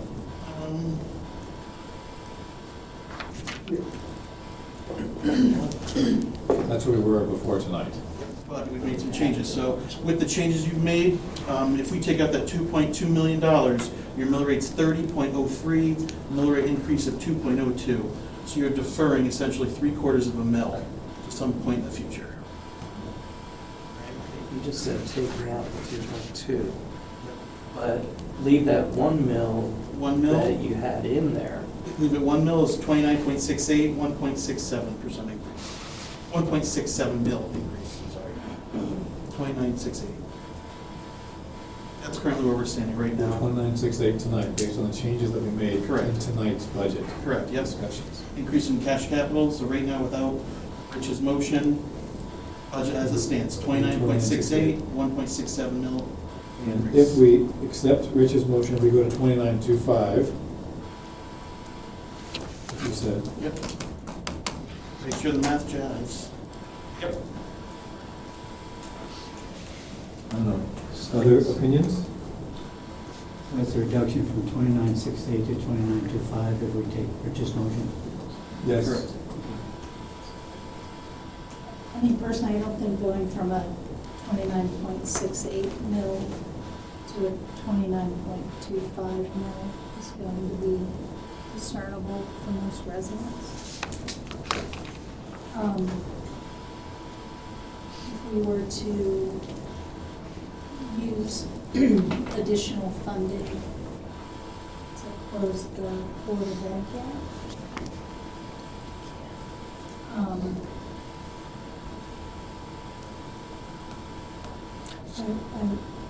This is just the revenue side, so the number, the expenditure number is still 101, 102, 385, 488.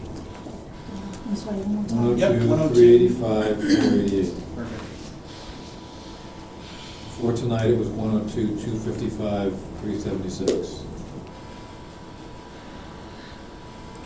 So now, Rich's motion is still keeping that exact same amount. It's just, his motion essentially is to increase use of fund balance, reduce taxes.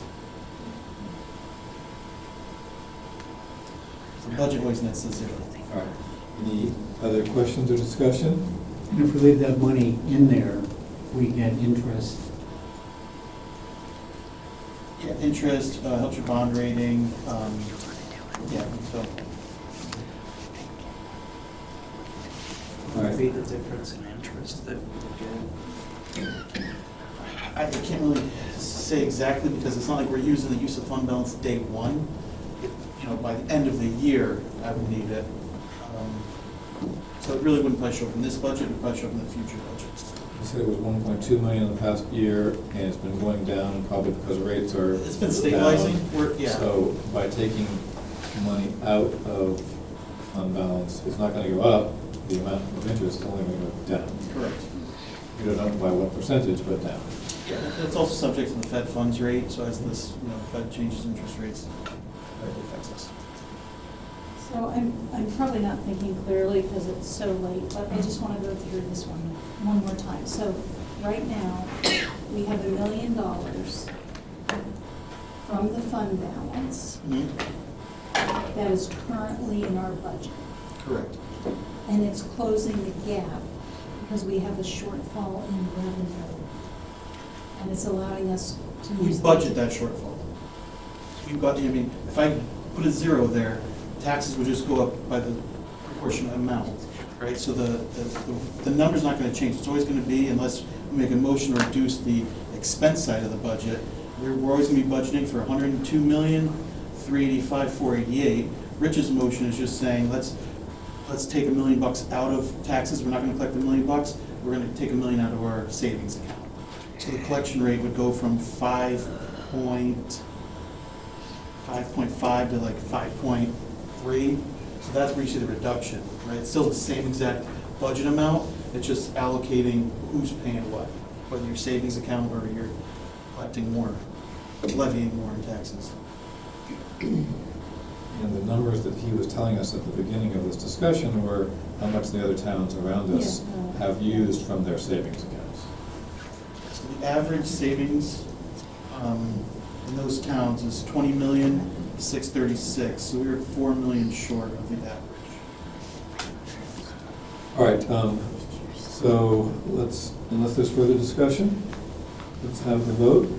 All those in favor of adding 1.2 million from the fund balance into our revenues to be able to reduce the mill rate by some percentage, please signify by saying aye. Aye. Any opposed? Nay. Any abstentions? Motion fails. Any other motions of different amounts from fund balance, or shall we just move to a total approval of the budget? So I guess I have to, I'm trying to figure out how to ask my question. So if I was not interested in changing the mill rate, I was not interested in changing the mill rate, I would like to leave the mill rate at 29.68 and not reduce it to what Rich proposed at 29.25. But I am interested in giving, reducing the cuts that we're asking the school board to make. Okay. How do I do Gotcha, okay. I see what you're saying now. Okay, so if you, Because so it's two money, parts. it's just how Yep. we're using it, Yep, okay? so whatever you want to add to the Board of Ed budget, so make that motion number one. Motion number two, move the same amount of money out of fund balance. Okay, and may I please have Superintendent Newton the gap that you're at right now? 877,000. 777. 777. Hold on, I have it. 877,000. 877775. Yeah, 877,770. Okay. So this will probably help where you are going. So we might have to make a couple motions to get this approved. I would like to make, Kevin, tell me how I have to do this again? First motion, get the Board of Ed piece taken care of, and then you can back into the, so whatever you want to, make your motion for Board of Ed first, and we Okay. can So what you're saying, you want to reallocate funds to the Board of Education operations budget in the amount of X. Then the second motion is pulling it out of fund balance. Okay. So, my first motion, do I do them one at a time? I'm afraid so. preferably. Okay, I would like to make a motion that, we reduce the cuts to the Board of Ed by $500,000. Just, we want to add 500,000, right? Sorry. I know what you're saying. Right now, the I Board of wanna- Ed is at 66, 024,660. No, No. 800, so let me do this. I'd like to, What are they at right now? I have 65,926,885. Okay, that's because we gave back 97. No. We didn't give back That failed, 97. right? That failed. Thank so, you. so I'm sorry, tell me the dollar amount. again. $65,926,885 is the current budget that we have allocated to Board of Ed. Okay. Just for- And he says, and Jeff says they are 877,000 and change Okay. short. Okay, so I think if I can get this right now. I would like to make a motion to increase the Board of Ed's budget to $66,426,885.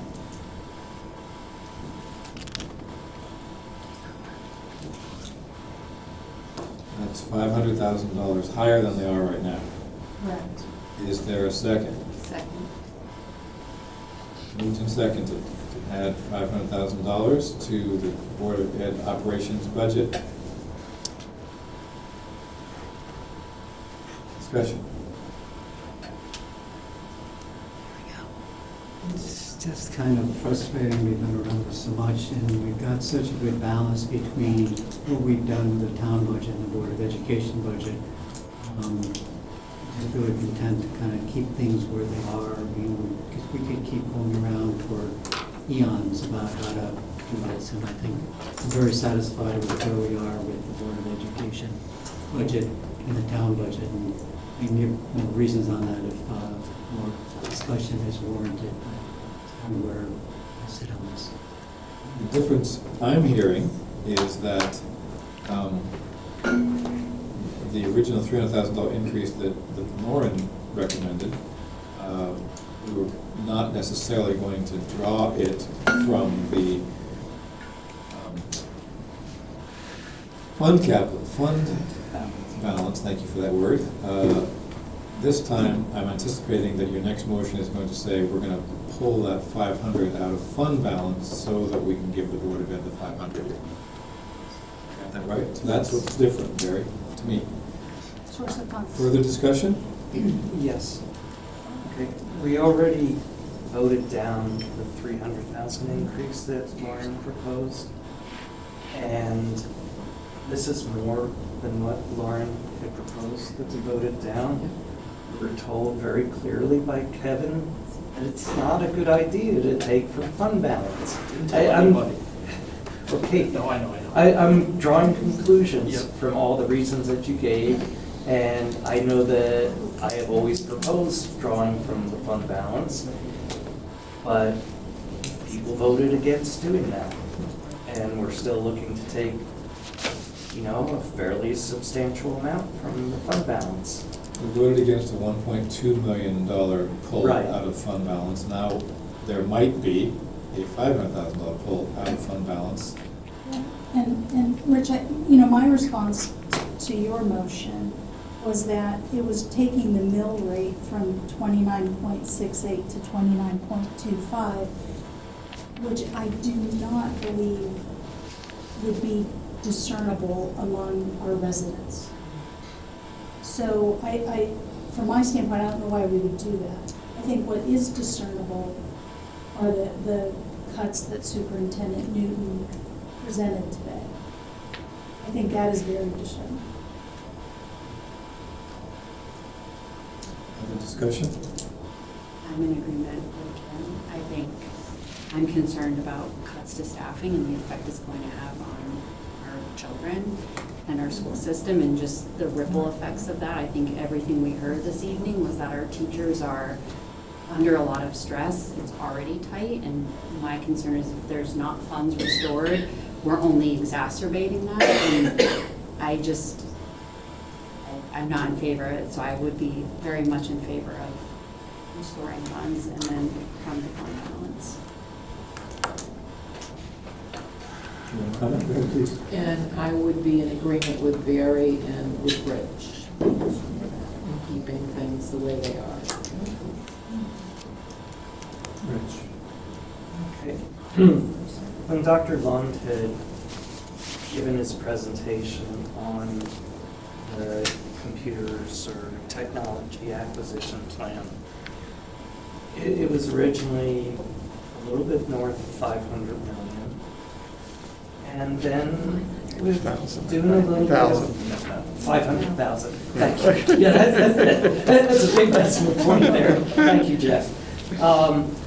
But then, since that budget was cut to 350,000, the elimination of touchscreen computers brought down the price of laptops quite a bit. And I'm not sure what else went into meeting that 350. I'm still under the impression that even though it's stated that there isn't anything else that can be taken besides positions, that I think there's still more that could be searched for. And that's why I'm where I'm at.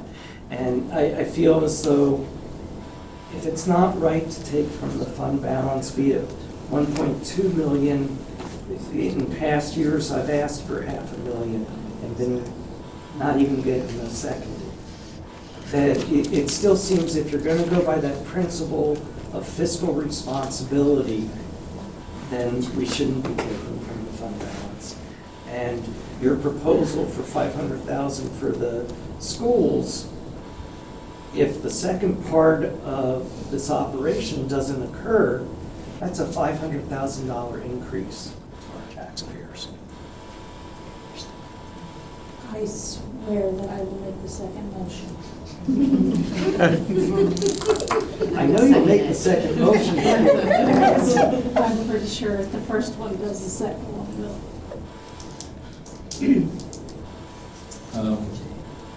We haven't heard from you or Dan. I just want to offer you an opportunity to give your opinion, please. So, not to get into the weeds with your numbers, but I'll just give you what other towns have done in this kind of similar situation. So Clinton used 2.6 million use of fund balance. That was directly to offset their cash capital, right? So they used 2.6 million use of fund balance, and that's what their cash capital is. Very similar to, there was another town, Stonington. So Stonington used, they made a deliberate effort in their budget to increase use of fund balance, but they also directly increased the use of cash capital. So it was that fund balance, in their budget, they literally break it out, that cash capital piece, the use of fund balance is directly tied to their cash capital. Well, So we talked about that at the yeah, last meeting. yep, so, for this board, our cash capital is now 1.362 million, use of fund balance is 1 million, so, just throwing ideas at you guys. What was the? 362 is the difference. 362. I'm sorry, give me that capital, cash capital number. Yep.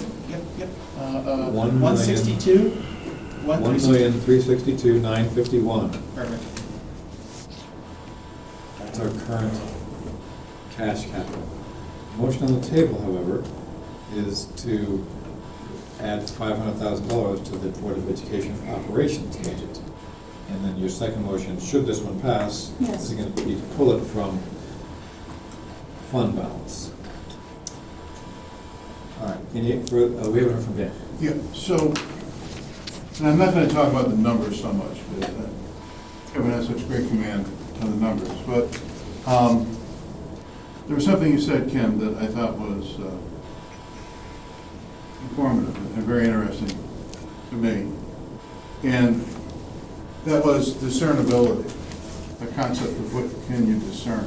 And where, you know, a reduction in, very slight reduction in the mill rate, yes, it would benefit the taxpayers, but would be, I don't want to say imperceptible, but it would be very significant. And yet, we sat and for 2.5 hours listened to many impassioned comments from the public and from teachers and from many of the people still in this room, how important the ratio of the students to the teachers and how those outcomes affect society long-term. And that is something that is far more discernible than a very small difference that, you know, could amount to a few dinners out in the town or whatever, you know, something that is short-lived versus an effect that has long-term implications. And so, while I know the board is split right now, I would ask the board to consider supporting Kim's motion. I think it's important, and the long-term effects are significant. That's my comment.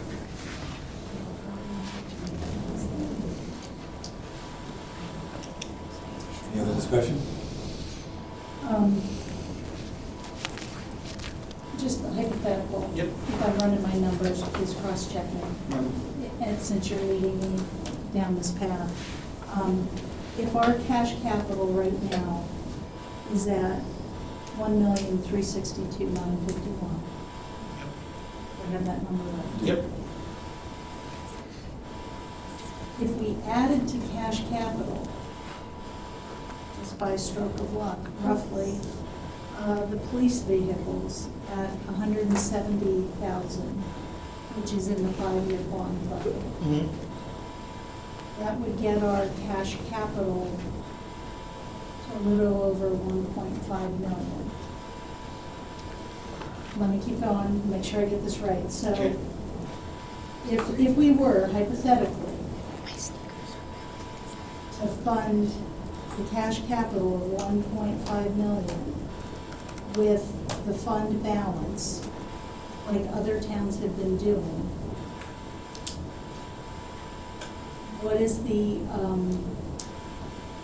impact on our budget?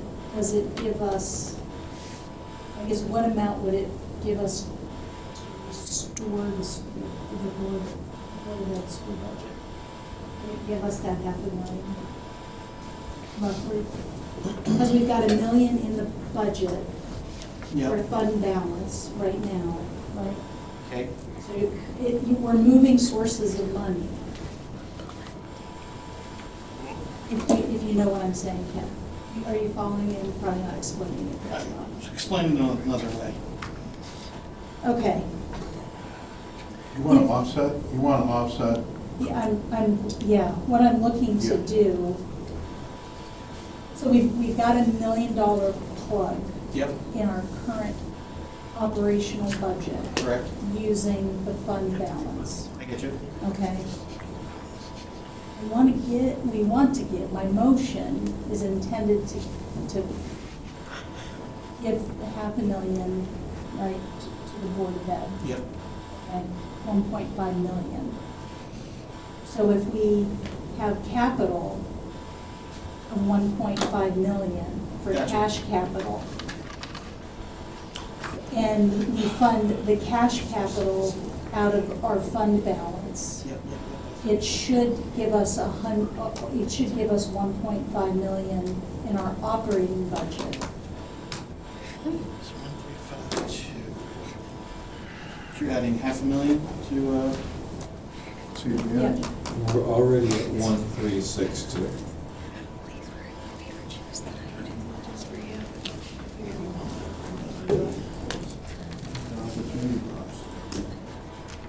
um, 66,426. Okay, I see what you're saying. So, okay, so hear me out. Yep, So- yep. So you're saying cash capital would be, we add 170 to cash capital, so the new amount would be 1,532,951. And then also, we would add $500,000 to Board of Ed. Is that what I'm assuming you're saying as well? We would restore $500,000 Okay. funding. Okay, and then, okay, I'll just make sure I highlight all these, we can go after these. Okay, so new Board of Ed number would be 66,426,885. Yes. Cash capital would be 1,532,000. Stand by, I'm losing my train of thought. 1,532,951. Use of fund balance would be 1.5 million. Your budget would be 29.74, up 1.7. The mill rate would be Meaning our 29.74. mill rate's now, under this new plan that she just suggested, Yep. we're now at a mill rate of 29.7. Correct. So you need 3 motions for that. 29.74 on the first motion. So I might need to remove my prior motion. No, the $500,000, if you're gonna keep the $500,000, you can Oh, I roll can with leave that that. one. Yeah. That's the motion on the floor Okay, right now. all right, all right. All right, We only have 2 so, more to go. Here we go. all right, is there any other discussion of the $500,000 motion for the Board of Ed?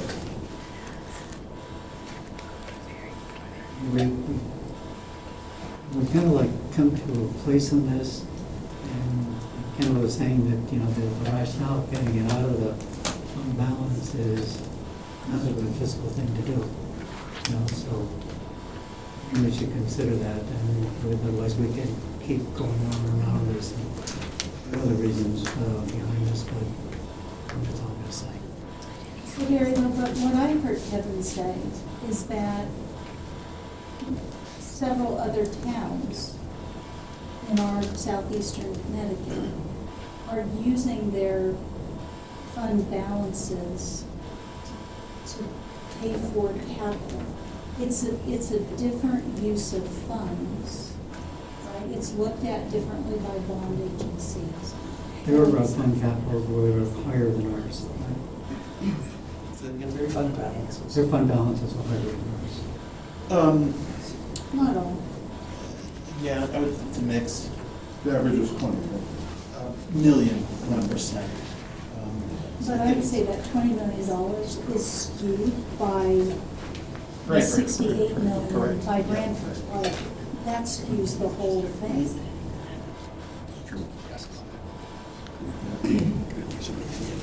All right, I'm gonna call the question. Yes, thank you. Let's, all those in favor of adding 500,000 to the operations budget of the Board of Ed, indicate by saying aye. Aye. All those opposed? No. It's 3-3. Motion fails.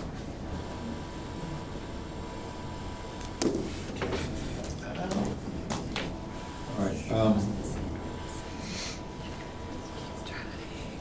Is there a lesser amount? Let's just keep making motions till it happens. All right, next one. 362 would be 100% offset. 300, okay, so I will make a motion to restore 362,951 to the Board of Education budget. is there a second? Second. All right, so the motion on the table is to add 362,951. I'm not understanding the offset. Cash capital, so some municipalities, so our cash capital number is 1,362,000 now. So the increase of the Board of Ed, so you gotta kind of bifurcate your brain thinking on this. So we're increasing, you know, theoretically, the Board of Ed budget, and the second motion would be to increase the cash capital. But you're really increasing the cash capital, the use of fund balance just to offset the cash capital line, not really the Board of Ed line. You're essentially doing 2 different things at once.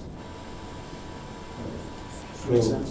basically, we have So the total spend So, would still come out to be 300,000 more? correct. If there was an Total increase, spend would still be an increase in the budget. correct. And what's better about 362,000 versus 500,000. I don't want to say better, but it's just that, the trend is, in budgets, when you're using that one-time source of revenue, it's essentially when you get like the ARPA grant, right? You didn't want to use that for teachers, you didn't want to use that for continuing expenses, you want to use that for one-time expenditures as best you could. That's essentially the reasoning behind it. If you're using it to offset one-time cash capital needs, it's better than offsetting ongoing, recurring expenses. In terms of how we are Right. looked at by bonding agencies. Yeah, just overall budgeting. And Kevin, didn't you say that roughly the interest that we're drawing on our 16 million is 1.4? Correct. We're just using our interest. All right. So it's moved and seconded to add 362,951 to the Board of Education operations budget. Any further discussion? This is coming from, We haven't said where it's coming from yet. We're just allocating it, and then I think, Kim, the second motion is going to be. I swear on my kids' lives. Lauren, can you explain like why you came up with this? Because I thought we defeated this motion earlier on. So, my goal is to restore funds to the Board of Education budget. I don't want to throw, Kevin was. I'm not saying these things, He wasn't Max. saying that, but I was using his guidance and his expertise to arrive at the number to offset, so that we can restore some funds. So, I hear that, and you're getting me a little bit confused here. Okay, so we're taking 362, well, okay. We'll restore 362 to the schools. But instead of taking 362 from the fund balance and putting it into the schools, we're gonna put it into our cash capital. Yes, yeah. Yes. But Same the- pot of cash. But it's just, the Different effect source. on the budget is an increase of $362,000. Right? Not with motion one, yes. Motion two will zero it out. So motion one is to increase Board of Ed expenditures by 362. The second motion, I imagine, will come in with children's lives on it. Will be 362 use of fund balance. So the fund balance, use of fund balance is directly going to offset cash capital. Right? It just so happens it's what the increase in the Board of Ed is. See what I'm saying? Like, so there's two things happening simultaneously. Okay, so we went from a cash capital at the start of the evening to 362 in addition. We're right now at a cash capital of 1,362,951, based on the 307. Yep. 380 that we put into it that wasn't there before, Right. that we pulled out of the capital projects technology item. The plan is to directly offset cash capital with use of fund balance. That'll be motion two, I imagine, coming down the pike here. And that's a better look, right? Well, it's better budgeting. You're budgeting one-time uses of the expense instead of recurring expenses. It's a little bit, correct me if I'm wrong, Yep. but with the coastal resiliency fund, lenders, when you go to bond money, look to see that you have the coastal resiliency fund. Yep. And also, if they see that if you're taking out of your piggy bank, out of reserve, to use that for cash capital, that's a fiscally responsible thing to do. And it's perceived better than just pulling it right out of the piggy bank right over to the Board of Ed. It's an intermediary step that makes us look better from a bonding perspective. And if I could just add, that 1.4 million, roughly, let's round up, is interest that we're gaining from the fund balance. So we're not touching the core investment, we're just using the interest. And think of it this way, it's almost like in the nonprofit world, when you have an endowment and you're living off your interest to fund capital, to fund operations. It's very common in nonprofit to use your interest that comes off of your endowment in your operations and in your capital. Estate planning, you never attack It's- capital. Yes, yes, same concept. We need an endowment. That's kind of Take what the donations. fund balance is, but that's kind of what You the just fund need a trust balance fund and you're is. good. It is what the School fund foundations Yeah. are about. Because when you go through this, we've gone through the budget one time, we kind of came to decisions. On this idea of taking out of the savings, we could make the same argument to go back into IT. We could go back into public works. We could go back into any of the other items that we cut and say, why don't we go back there and take the fund balance and put it into IT, public works, any of the other things here. But if we're gonna basically re-budget this, so a wiser thing to do, if we really wanted to do that, was to say, we wanna take $300,000 out of the fund balance and put it back into the budget, and then we have a discussion to say, which is the best place to put it? And we could go on forever, so I'm really averse to opening up like a whole can of worms on this. So from what Kevin had said, and Dan had commented on, is that if you take that 300,000 or 362, whatever it is, and you put it directly into the budget, that doesn't look as good as if you put it into your cash capital, because then you're being more fiscally responsible. Should you not be doing that every year? But the chances of us continuing to do that, I would think, would be similar to the way each year that we use fund balance to plug the hole in our operating budget, we automatically put that into the next year's budget. And can you guarantee that we're not going to automatically have that same withdrawal to plug into cash capital? Do you see where I'm going? Not 100%, I don't think. But I could get there with a few more sentences. Okay. So you said it's a good fiscal thing to do if it's a one-time event. Mm-hmm. But the temptation would be then, next year, wow, this worked out really good this last year, let's do it again. And it took me 2 or 3 years of being on the board to realize that fund balance was automatically put into the operating budget every year. Whatever we had borrowed that previous year was automatically there, but it was kind of hidden under a contingency line that it was difficult to see until you examined it.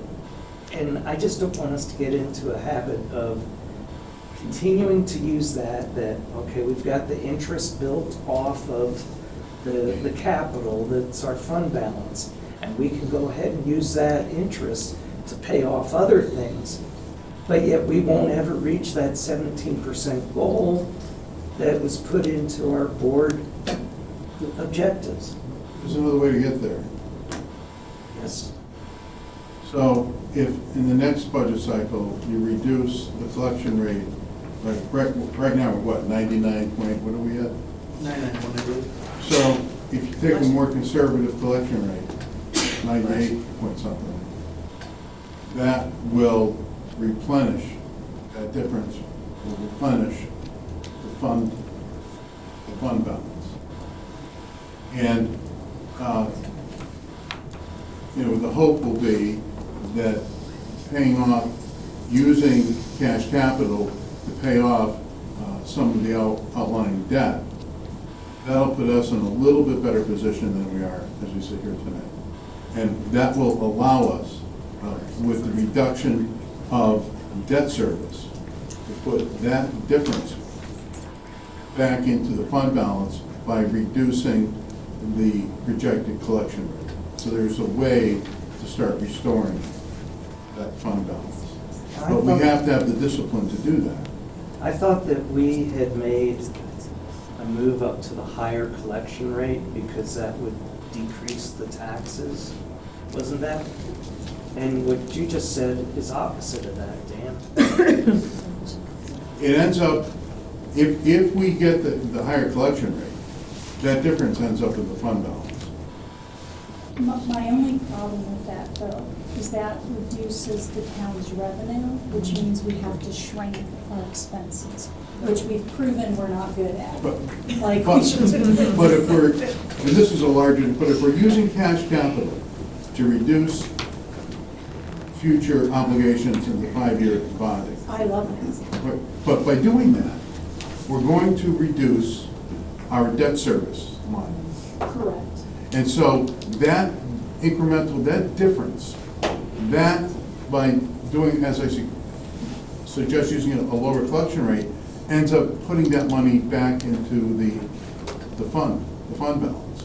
So it's a way to recycle that, it's a way to take advantage of, remember earlier tonight, I said we have to get to the tipping point where we're paying off more than we're borrowing. Yeah, I totally agree. I just think that the fund balance is the way to increase our cash capital and to drive down our, I'm not disagreeing with you, I'm just trying to conceptually. yeah, okay. You know, Rich asked the question, well, if we keep reducing our fund balance, but there is a mechanism, if we're more efficient, to begin to restore it a little bit every year to get All right, that. I'm gonna call the question. Okay, sorry. Okay. Am I allowed to amend the motion? Well, Does it need to be voted on first? You can amend the motion while it's on the floor, yes. Okay. So, let's see now. The motion is to Laura? add 362,951. 362. Jeff, you said your surplus from last year is down to 170 now? No, 122. Okay. So I would like to amend the motion to, instead of being $362,961, to being $240,961 to be restored. And the rest of that amount we put towards, well, that would be the second motion, but. So I don't, that was my motion, and I don't agree with that. So do we vote on, I don't know how we. He needs a second. Does he have a second? I'll have a second. I think though, wait a minute, just a point of order, I think you have to rule or withdraw the other motion or something before She you would have to start, approve to the amendment of her making another- motion, which she's not. Okay, before you Sorry, start Rich. doing another motion. that's okay. Good to have a few attorneys. All right, well, okay. So let's hold on your motion. We No do have- worries. We do have to vote on the 362. And let's do that now. All right, the motion is to add $362,951 to the Board of Education operations budget, bearing in mind that we're gonna go and add it to cash capital in just a minute, coming out of fund balance. Well, Yeah. you have to. We'll articulate, Yeah. you'll learn. Yeah. I think it's 2 steps after this one. 2 more steps? Okay, anyway, so the one step that we're on right now is just to add the money to the Board of Education operations. Those in favor, please say aye. Aye.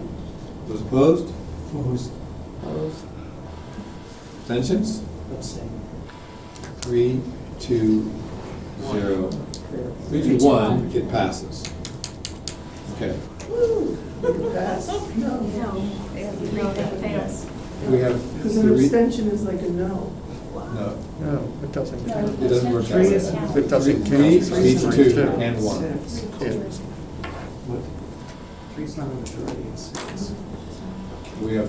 But it's 5. You're eliminated. It's 3 of 5. Right, the abstention doesn't count because the abstention chose not to vote. Yes, So it's 3 out of 5, 3 out of 5. Yep, okay? yes. Motion carries. So the motion carries, yes. All right, so we've just added 362,951 to the Board of Education operations budget. Is there any other motions you'd like to make? Yes. Just remember. Okay, I need to add the, 362,951. I need to add, okay, so I'd like to make a motion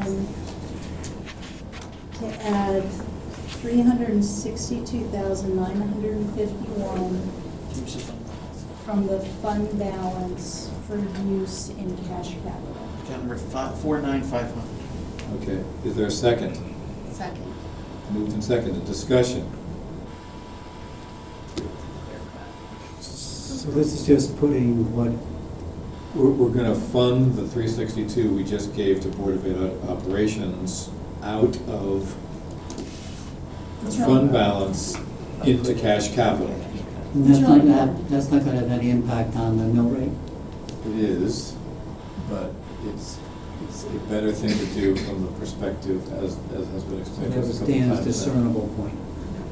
That and how the bonding rating agencies will look at us, because we're not doing this on a recurring basis, this is a one-time expense. And I hear it's consistent with what other towns are doing. And I would just say, if you don't vote for this, then we just made our situation worse. So please vote Very good. So please vote for this. Do we know what the mill rate will be? Yes. With an A or an A, we will find out. It'll go to 173. Well, It'll go we to know- 173. Yep, and we, It'll go to 173. if we approve, it'll, 29.68, 1.67. Right now, we're 28.01, last year it was 29.68. Yep. All right, so, If we don't were at approve this, 29. what's Then- gonna happen? If we don't approve it, Barry, the number is 29.81. Well, if we don't approve it, we just basically took the town tax money and Increase it. increased it. increase Board of Ed's So instead budget. of using tax money to increase it, we're using the fund balance to increase it. Correct. To increase our capital. Right. That will be used for this Board of Ed allocation. So, I have one more, after we do this, I have one more question. Is there any more discussion on the motion to take the $362,951 from fund balance and move it into cash capital? All those in favor, please say aye. Aye. Those opposed? Those abstentions? Did you vote, Sandra? You were not, okay. 5-1. Motion carries.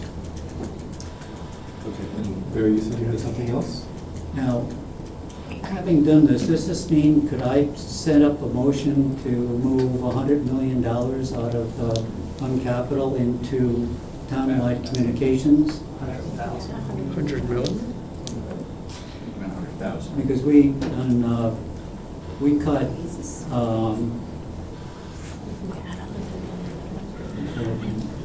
we cut 135 out of the townwide communications. They're good with that. Hmm? They're good with that amount for this year, Barry. They're good, so they're gonna request, they have a second amount to ask for next year. Total project came in about 2.8 million. So next year, there will be another request for 1.525. Yeah, that was a multi-year project. They were pretty clear about that. So could I go down and find something else on here? And request it? I mean, I'm just trying to, I don't like what we've just done. And, I mean, it just, I mean, I'm looking at all the other stuff that we cut. And we could go back into any one of those and to take, you know, this money and put it back in, but. So I think you're right, we could do that. But I feel like you made, in my opinion, pretty informed, judicious decisions about all of our funding allocations. And at the end, we found a creative way to provide additional support to Board of Ed operations. It's just the point of this, you know, we're prioritizing that over many other cuts that we made. And I just, I'm comfortable with the fact that we made that without doing a prioritization of all the other cuts that we made. So Barry, the one thing I'll say though is that when we originally asked the Board of Ed for the reduction, we were assuming we were gonna get the same reduction on the town side. And frankly, I motioned my butt off, and we didn't cut very much from the town. I'm sorry, we didn't. And so because we talked about this, you know, if we were gonna have a reduction, we were gonna try to do it equitably.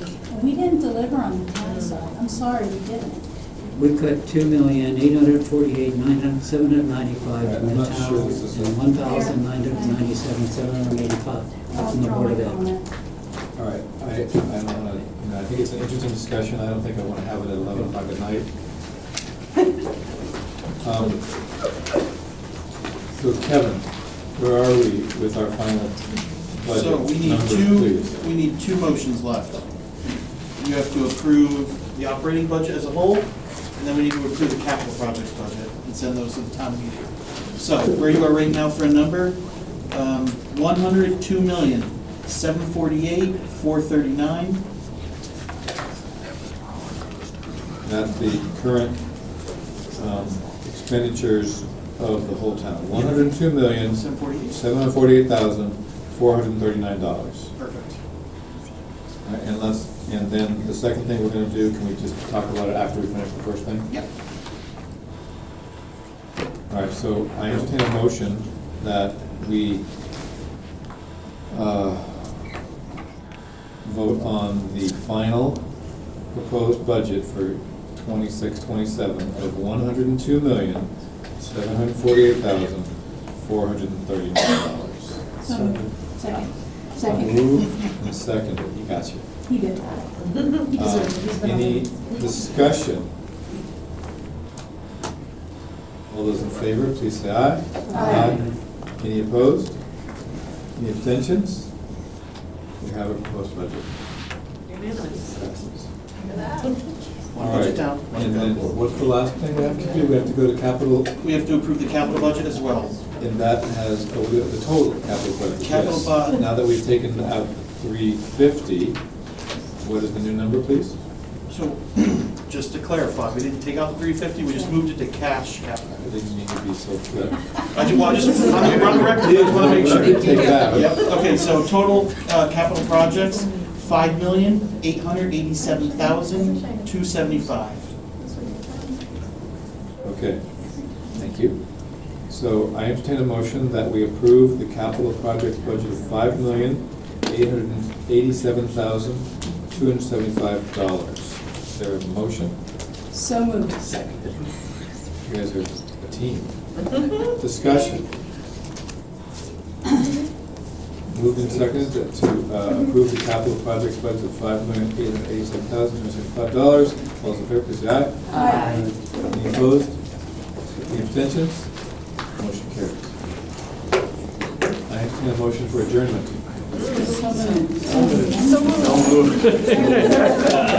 Thank you. All those in favor, please say aye. Opposed?